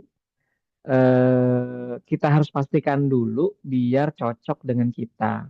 Apakah yang dimaksud dengan dia menjadi investor itu dia pengen buka cabang, pengen diajarin, dia kelola sendiri cabangnya, atau dia mau jadi investor, lalu terserah aja dia gimana caranya duit saya berkembang. Atau mungkin dia menjadi investor, lalu kemudian dia pengen buka cabang sendiri terpisah, lalu kemudian tapi yang kelola tetap dari pusat. Karena kan masing-masing beda nih. Ngasih duit aja, terserah mau diapain, atau ngasih duit tapi titik dia yang menentukan, dia yang kelola, atau ngasih duit titik dia tentukan tapi yang kelola dari pusat. Bisa jadi. Setidaknya ada 3 model gitu kan orang invest. Nah, ini harus dipastikan dulu harapan investor. Begitu juga dengan Bapak. Bapak sendiri mau gimana nih? Mau bisa memenuhi keinginan investor tuh yang model seperti apa? Tapi sebelum kita jual bisnis kita, kita buka cabang atau kita narik investor, pastikan dulu bisnis kita sudah konsisten. Karena kalau nggak konsisten nanti akan bisa mengecewakan investor. Kenapa? Karena pasti laporan yang kita kasih itu bisa jadi masih naik turun terlalu jauh gitu ya. Kalau maka cara baca laporan keuangan ya, kalau laporan keuangannya sudah stabil, stabil bukan bukan omsetnya ya. Kalau omset kan kita pengennya naik terus. Tapi stabil bahwa biaya PHP itu sekian persen, biaya operasional itu pasti sekian persen, itu udah stabil biaya-biaya itu, maka kita akan dengan lebih mudah bilang, oke Pak, kalau kalau pakai model kami itu bisa untung sekian persen, sekian persen, sekian persen. Kenapa? Karena sudah teruji. Jadi kalau baru satu juga boleh, satu cabang boleh asal sudah teruji. Bapak udah tahu persis kira-kira biaya ini sekian persen, biaya ini sekian persen, sehingga kalau saya buka lagi ini akan hampir sama dengan yang sebelumnya, gitu ya. Oke, Pak Insan boleh nanti ya. Udah daftar belum ya, Bapak? Pak Insan udah daftar belum acara KFC-nya? Kalau belum segera daftar. Yang di Jakarta tuh belum ya? Yang acara Halo? acara tanggal 3 sampai 4 September ini online, Pak. Karena kemarin itu kan saya sempat share kan teman-teman prefernya yang online atau offline. Jadi kebanyakan teman-teman tuh jawabnya online karena memang kan kebanyakan dari luar kota kan gitu. Jadi Betul.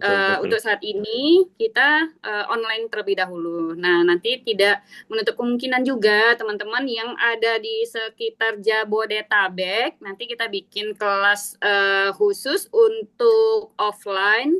Kalau Pak Gozali punya waktu juga karena nyari waktunya aja lumayan agak sulit ya. Jadi mudah-mudahan bisa pas gitu ya waktunya ya. Pak Insan langsung segera daftar malam hari ini, harganya masih 299 Siap. sebelum harganya naik. Cia. Pas banget, jualan banget ya. Oke, ini ada pertanyaan dari Abang Itan. Nah, ini datang nih, dia dari Siantar. Cia. Bang Itan nanya nih, malam Pak Ghazali, dalam laporan keuangan usaha laundry yang bersifat harian, indikator keuangan apa yang paling krusial untuk meyakinkan investor bahwa bisnis ini punya potensi pertumbuhan eksponensial? Dan kapan waktu yang tepat menggunakan dana investor dibandingkan dengan reinvestasi? Oke. Pertanyaannya, silakan. Kalau tujuannya adalah tadi ingin menunjukkan bahwa punya potensi pertumbuhan eksponensial. Kalau ingat pertumbuhan eksponensial itu kata kuncinya. Berarti harus kelihatan bahwa omsetnya itu naiknya nggak sedikit. Eksponensial kan 2, 4, habis 4 berapa? Bukan 8, tapi 16. Habis 16 berapa? 25. Jadi, nah artinya kalau pertumbuhannya sangat cepat, ya itu kadang lebay juga sih bilang pertumbuhan eksponensial, ya nggak juga sebetulnya. Kalau eksponensial benar-benar 2, 4, tadi berapa? 2, 4, 9, 16, 25, 36 gitu ya. Ya intinya tumbuhnya cepat. Kalau tumbuhnya, berarti kita yang harus perhatikan apa? Yang harus perhatikan adalah berapa pertumbuhan omsetnya atau pertumbuhan jumlah customer. Kalau bisnisnya baru banget, masih banyak diskonnya, nggak lihat omset, lihatnya apa? Jumlah customer. Kalau bisnisnya sudah stabil, nggak terlalu banyak diskon lagi, nggak jor-joran bakar duit, yang dilihat adalah pertumbuhan omsetnya. Itu kalau tujuannya adalah bahwa ini adalah tadi kata kuncinya potensi pertumbuhannya eksponensial. Kemudian bukan cuma itu sebetulnya, kalau itu kan kalau pertumbuhan eksponensial berarti sudah terjadi. Kalau potensi pertumbuhan berarti kita harus lihat bandingkan jumlah yang calon customernya. Dari mana kita tahu calon customernya? Lihat target market. Mungkin harus ada kajian nih, misalnya target market kami adalah mahasiswa di sekitar kampus. Ada berapa mahasiswa ngekos di sekitar kampus? Ada sekian ribu. Ada berapa orang yang sudah jadi customer? Sekian orang. Nah, dan selama 1 bulan terakhir, jangan 1 bulan terlalu pendek ya. Selama 3 bulan terakhir, di bulan pertama sekian, bulan kedua sekian, bulan ketiga sekian. Sedangkan masih ada sekian ribu orang lagi yang belum jadi customer. Artinya akan ada pertumbuhan, ada potensi pertumbuhan menjadi sekian puluh ribu customer. Nah, itu harus dibunyikan oleh kita ke calon investor. Laporan itu bicara yang sudah terjadi, lalu harus bunyikan juga yang potensi masih bisa kita jadikan customer. Gitu ya. Oke, Bang Itan, udah ada pencerahan, titik pencerahan. Kalau bisa jangan ngerti gitu ya, biar ikut dulu pelatihannya gitu ya. Ini Ya, Bang Itan bilang 16 nih apa maksudnya 16 nih? ya 16 cabang? Bukan yang Eh, eksponensial tadi loh. oh, eksponensial. Ya, ya, ya. 16 juga masuk gitu. Oke. Dari Pak Tony Karawang. Saya mohon maaf nih sebelumnya Pak Gos, karena kan Mm-mm. tadi kita janjinya jam 21 nih selesainya. Pak Gozali Mm-mm. mau Oh, ini udah boleh nggak Pak 11.25 saya? ya. Oh, kirain Ya, sekarang masih jam 7 malam ya. 5 menit lagi boleh Pak? Oke, 5 menit lagi Izin? ya. Ini sih kita jawab Boleh yang ya asli. Pak? Ada nih. Oke, Oke, sorry ya Pak ya. Pak, ya Pak perlukah Tony laporan ya. keuangan kita buat Mm. neraca di apa sih? Neraca Dibuat keuangan. jualan apa keuntungannya buat bisnis kita Pak? Oh ya, silakan Pak. Biar Wajib, bukan perlu. Wajib. Wajib, bukan perlu lagi. Harus. harus kudu ya Pak, Karena, kudu. iya, karena kalau laporan keuangan cuma bicara laba rugi, itu pincang, Pak. Laba rugi itu pincang. Laba rugi itu cuma menunjukkan berapa yang dihasilkan dan berapa yang jadi biaya sehingga berapa keuntungan. Itu laba rugi. Kalau neraca, kita akan bicara berapa aset, berapa utang, berapa modal. Sehingga bisa ketahuan, oh perusahaan bisnis ini menghasilkan uang sekian dan asetnya nambah atau kurang. Kalau menghasilkan uang tapi asetnya berkurang, berarti ada masalah. Masalahnya di mana? Biasanya tadi ada korupsi. Siapa yang korupsi? Nggak usah jauh-jauh ngaca, akan ketahuan juga siapa yang korupsi ya. Karena target apa biasanya tersangka utamanya adalah owner. Tersangka utama owner. Kalau ownernya enggak, berarti ya orang sebelahnya gitu aja. Nah, itu fungsinya neraca. Yang tadi tuh cocok nggak sih uang di aplikasi sama uang di rekening? Nggak cocok. Nah, makanya bikin neraca. Di neraca akan ketahuan uangnya kemana. Itu baru dua laporan, laba rugi neraca. Satu lagi yang teman-teman perlu harus kas. Nanti kita bahas lebih lanjut di pelatihan apa bedanya, gimana cara bikinnya, gitu ya. Tadi ada yang tanya, ini materinya ada nggak? Nanti saya siapin materinya ya, tapi saya kasih link aja, teman-teman silahkan lihat dalam bentuk website aja. Jadi nggak usah download dan bisa bisa bisa baca langsung di HP. Nanti mungkin besok ya saya kasih linknya ya lewat ke Amel. Oke, siap. Makasih banyak Pak Gozali atas waktunya, atas ilmunya untuk kita semuanya. Mudah-mudahan kita bertemu lagi di tanggal 3 dan 4 September 2025. Kita akan workshop 2 harian penuh, bukan seharian penuh ya, 2 harian penuh belajar bareng sama Pak Gozali hingga kita bisa membuat laporan keuangan biar investornya tertarik dengan bisnisnya kita. Oke, Mas Tri, siap-siap ya, karena malam hari ini bakal banyak yang transfer sih, PD ya, PD ya. Sampai tanggal 17 Agustus, tanggal 18 harganya normal ya, teman-teman. Oke, terima kasih Pak Gozali. Kalau masih mau di sini boleh Pak, karena nanti ini kita akan ngobrol tentang Kopasli yang akan dijelaskan oleh Pak Ketua kita, Bapak Khalid Hidayat. Masih ada nggak ya Pak Khalid? Ustadz? Nah, beliau nih Saya adalah saya Ketua. izin dulu aja ya, saya pamit Oke, duluan ya. terima Ya, kasih Pak makasih Oke, Gozali. makasih Pak banyak Tony. teman-teman Makasih semua. Insya Allah kita ketemu di training ya. Oke, Yang siap. tadi masih penasaran, pertanyaan belum terjawab, ntar jawab tuntas di training. Makasih. Assalamualaikum. Waalaikumsalam Pamit. warahmatullahi wabarakatuh, Pak Gos. Makasih Pak Iya, Gozali. teman-teman semuanya, insya Allah kita lanjutkan. Oke, kita lanjutkan ya, teman-teman ya. Nah, tadi kan Pak Gozali cerita tentang investor, ya kan? Investor itu, teman-teman, nggak hanya orang ya, nggak hanya dalam bentuk orang ya. Jadi salah satunya ada Kopasli yang paling dekat dengan teman-teman semuanya ya. Nah, kalau Kopasli udah lebih dekat pada teman-teman, insya Allah kita juga sudah mengkurasi ya siapa saja yang bisa menerima pembiayaan dari Kopasli. Nah, untuk lebih lanjutnya, insya Allah akan dibahas oleh Bapak Khalid seputar apa itu Kopasli, lalu program yang ditawarkan kepada Bapak Ibu apa saja. Silahkan Pak Ustadz Khalid Hidayat. Terima kasih Mbak Amel. Assalamualaikum warahmatullahi wabarakatuh. Selamat malam, salam sejahtera bagi kita semua, Bapak Ibu sekalian. Seru ya, malam ini bahas tentang financial literasi bareng ahlinya. Dan ada sesi lanjutan ya. Mudah-mudahan lebih seru lagi. Oke, Bapak Ibu sekalian, sebagaimana biasa, bagian dari rangkaian webinar itu biasanya kita akan sampaikan juga terkait dengan KOP asli. Ya secara umum teman-teman sudah memahami bagaimana bentuk koperasi yang pada umumnya. Nah, hanya saja koperasi jasa asosiasi laundry ini memang eh, apa ya, dasarnya adalah dari organisasi laundry yang bernama Asosiasi Laundry Indonesia, yang kemudian secara struktur mungkin organisasi ini organisasi nirlaba. Maka untuk membuat pertumbuhan ekonomi yang lebih masif lagi untuk kemanfaatan para anggota dan para member, maka hadirlah Koperasi Jasa Asosiasi Laundry Indonesia. Tentu dasar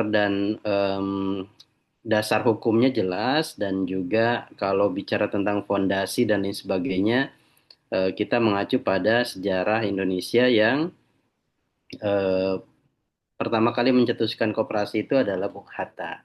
Ya, next.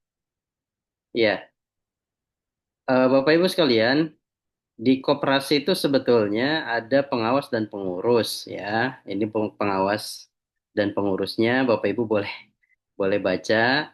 Next, Om Tri. Ini sesi akhir soalnya nih, agak rawan. Eh, Visi misinya juga nanti mungkin bisa Bapak Ibu baca, bahwa hadirnya KOP asli ini mudah-mudahan menjadi pionir dalam industri laundry dengan mengedepankan layanan unggul, keberlanjutan, dan pemberdayaan anggota koperasi. Tentunya kalau koperasi itu dari anggota dan untuk anggota. Kebermanfaatannya akan kembali juga pada anggota. Ya, next. Apa sih benefit atau manfaat yang kenapa harus bergabung dengan koperasi? Tentunya Bapak Ibu sudah mengetahui bahwa ada SHU biasanya yang akan kita bagikan di akhir tahun ya. Pada saat tutup itu kita selenggarakan RAT, rapat anggota tahunan, dan disitulah kemudian kita akan membagikan sisa hasil usaha yang didapatkan oleh koperasi selama 1 tahun periode. Kemudian juga Bapak Ibu boleh mengakses dan bisa mengakses barang dan jasa berkualitas dengan harga yang kompetitif. Ada juga pemodalan usaha berupa sewa beli barang, ya, mesin laundry, dan juga pengembangan keterampilan, termasuk malam hari ini kita mendapatkan edukasi yang cukup luar biasa ya. Koperasi sangat konsen banget kayaknya di financial literasi, karena bagian ini yang kadang kita rawan sekali nih untuk teman-teman laundry atau teman-teman UMKM ketika mengenyampingkan hal-hal yang bersifat keuangan gitu ya. Yang penting ngomset, yang ngomset, ngomset, ternyata jebol juga karena tidak ada kontrol dan keuangannya belum dirapihkan. Berikutnya, kemitraan kuat dengan komunitas lokal dan pihak terkait untuk mempromosikan barang dan jasa. Bapak Ibu yang bergabung dengan Kopasli, boleh juga kita sharing kalau ada teman-teman yang punya barang, punya jasa dan sebagainya, juga eh, berkomunikasi dan berkolaborasi dengan Kop Asli. Oke, next. Ya, ini Bapak Ibu sekalian, tampilannya kita ada apa namanya program jual beli ya. Tentu dengan koperasi jual beli yang ada akan lebih banyak benefitnya. Selain harganya kompetitif, tentu keuntungan dari penjualan itu juga akan masuk ke dalam SHU yang nanti akan kita dapatkan bersama. Sehingga inilah yang menjadi pembeda antara kita beli ke vendor dengan beli ke koperasi, maka keuntungannya balik lagi sebetulnya ke kita, gitu ya. Nah, kemudian ada juga namanya program sewa beli. Nah, sewa beli ini juga memfasilitasi teman-teman yang mau mungkin nyicil ya bahasanya ya, ngangsur. Kalau misalkan mau beli unit agak kesulitan gitu ya untuk membeli dengan cash, nah, Kop Asli juga memfasilitasi Bapak Ibu untuk mengajukan program sewa beli. Nah, kalau di 6 bulan terakhir sebelum ini, itu mungkin masih terbatas di unit-unit yang ada, Bapak Ibu. Jadi kalau waktu itu masih dibatasi maksimal plafonnya di 2 mesin gitu ya, atau anggaplah plafon nominal rupiahnya masih di angka di bawah 30 juta gitu ya. Hari ini gitu ya, atau bulan ini, Agustus, kita mulai bahwa Kop Asli sudah bisa memfasilitasi teman-teman yang tidak hanya sekedar nambah mesin, tapi juga nambah cabang.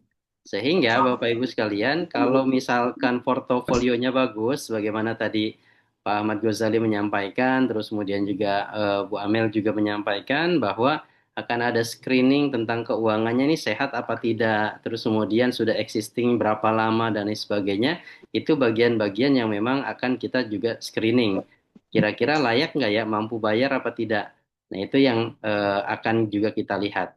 Makanya kalau hari ini koperasi membuka peluang bagi Bapak Ibu yang tidak hanya menambah mesin saja, tapi juga membuka cabang. Berarti kalau buka cabang tuh kira-kira butuh berapa ya Bapak Ibu ya? Mesinnya berapa stek kira-kira Bapak Ibu? Berapa 10. ya?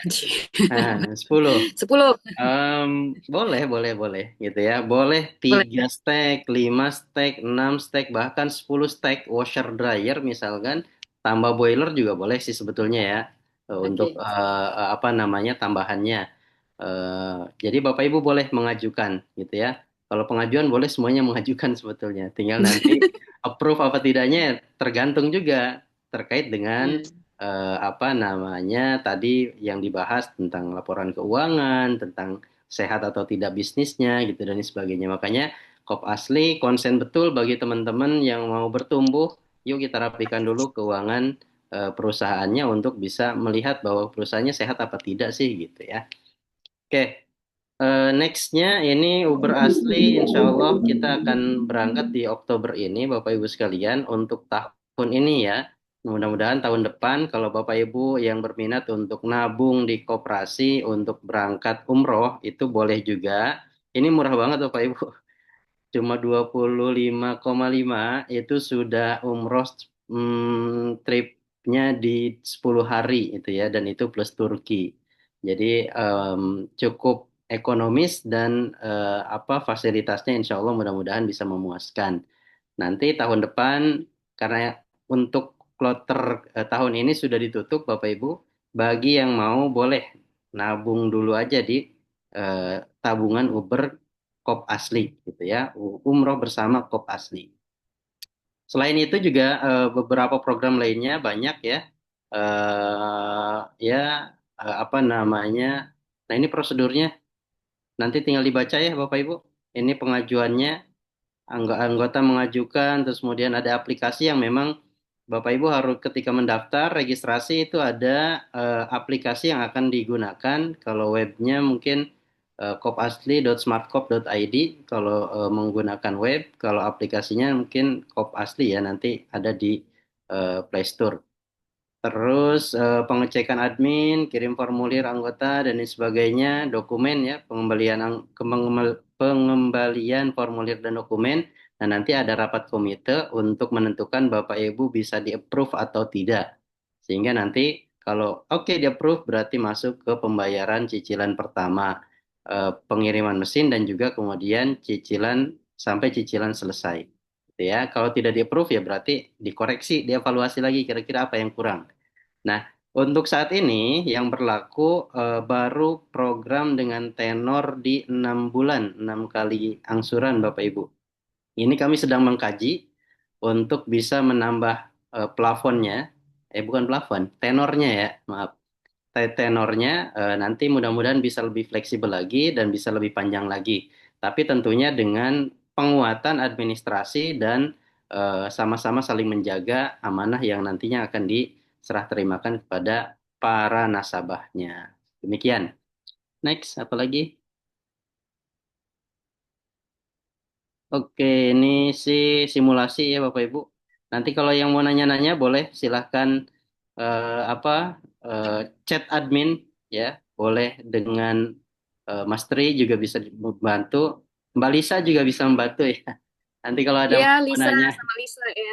admin kami Lisa juga dia bisa bantu. Dia standby kok 24 jam insya Allah. Standby, standby 24 jam, tapi Iya, kalau agak agak jawabannya nggak nyambung ya, inilah ya, harap maklum lah ya. iya. Jadi nanti Oke, yang gercep ya, dan terima Lisa kasih sih banyak. mudah-mudahan ya. Baik Bapak Ibu, cukup ya. Jadi nanti kalau ada yang perlu ditanyakan boleh tanya-tanya ke admin Kopasli dan itu silahkan ditanyakan sebanyak-banyaknya. Itu ya. Cukup Om Tri, ada lagi? Oke, siap. Terima Terima kasih kasih banyak, Mbak Amel, terima Pak kasih Ustadz. semuanya. Assalamualaikum warahmatullahi Oke. wabarakatuh. Waalaikumsalam warahmatullahi wabarakatuh. Ya, teman-teman semuanya, silahkan juga yang mulai mau menambah mesin ya, mesin cucinya, lalu dryernya, apapun itu ya, yang mau menambah cabang, mau satu set nih gitu ya, ajukan aja dulu ya kan, masalah di approve atau enggak ya urusan belakangan ya, usaha dulu ya kan. Terus nanti kan ada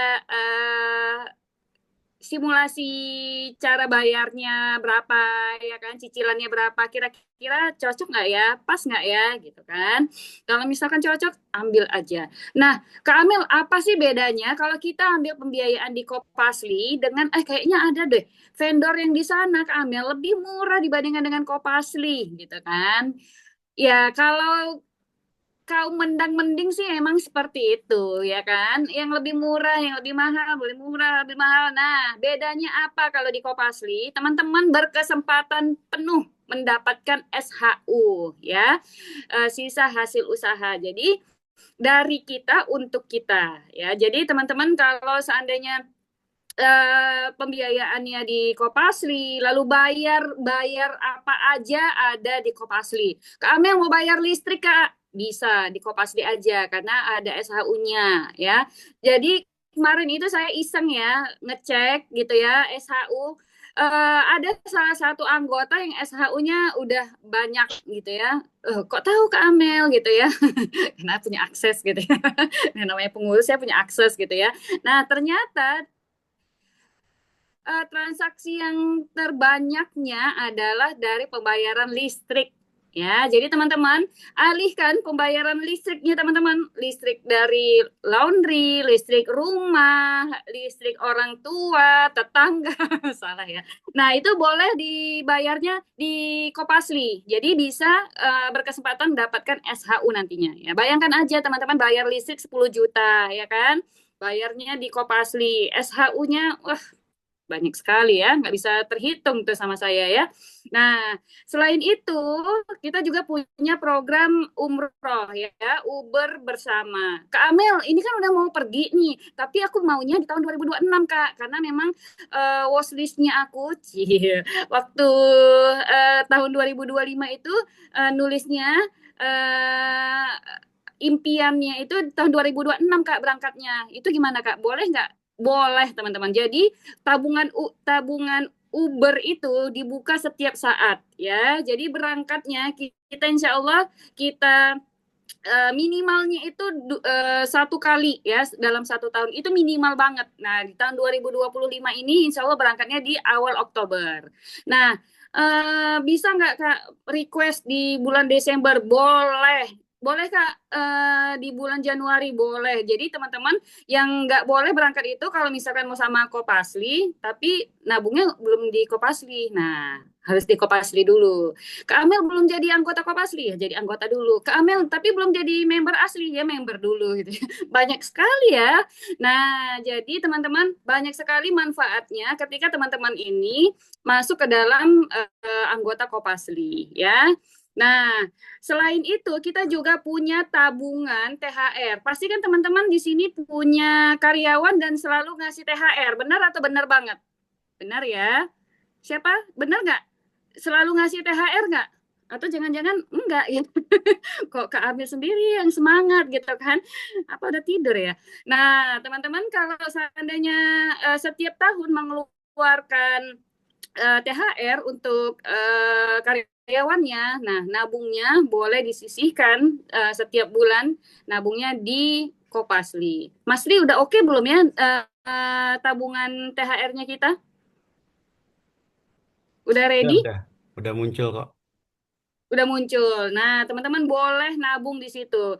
Nah, kalau nabung di sana, ya, di tabungan THR namanya, bisa masuk, nggak bisa keluar nih.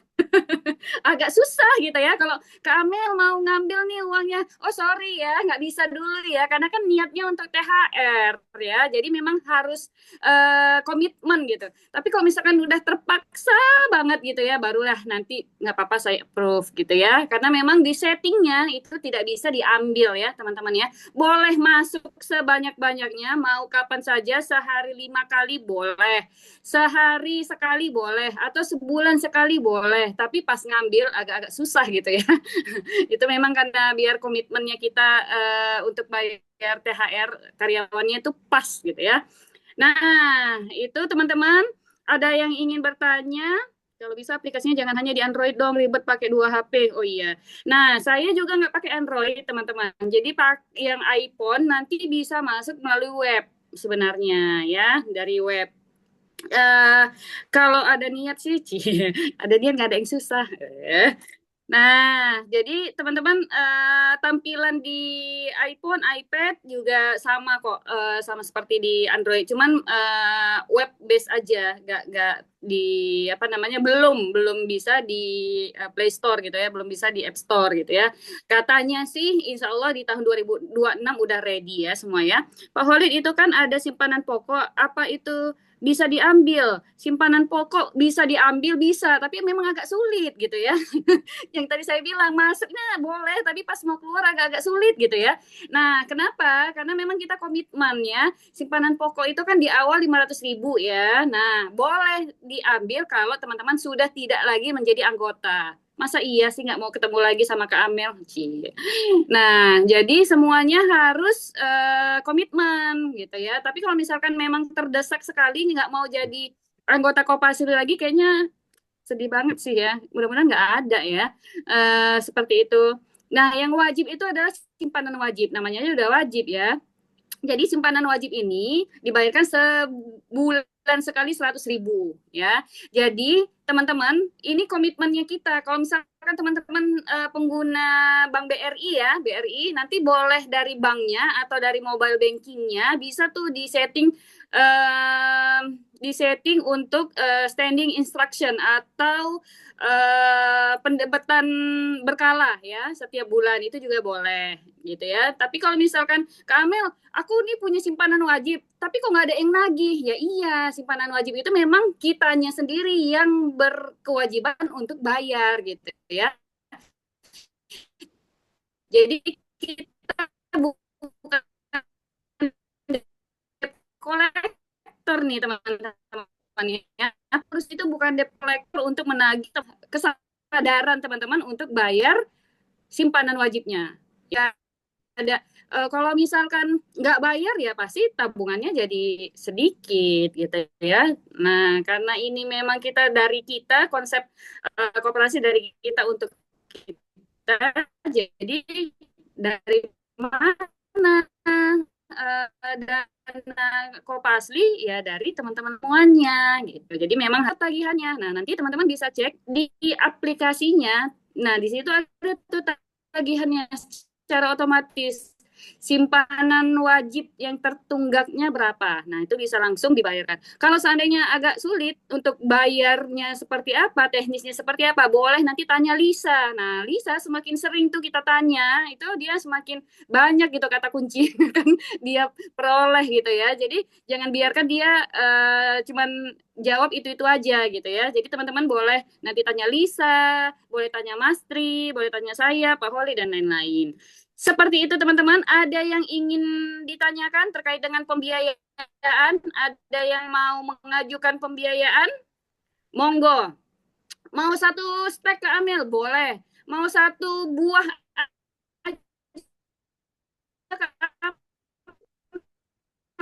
boleh gitu ya.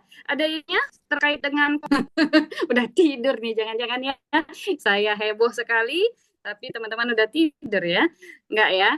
Oke, teman-teman sampai bertemu lagi. Insya Allah kita ketemu lagi di tanggal 3 dan tanggal 4 September 2025 bersama Bapak Ahmad Ghazali dalam rangkaian acara KFC, Kopasli Financial Class. Nah, jangan lupa juga teman-teman hadir di acara perhelatan akbar kita, asli We Are Family di tanggal 25 dan tanggal 26 Senin dan Selasa tanggal 25-26 Agustus 2025 di Smesco. Ya, kita belajar banyak hal, ada Coach Yusak, ada Pak Haidir, ada Bu Eva tentunya, ada Tantri, banyak sekali teman-teman.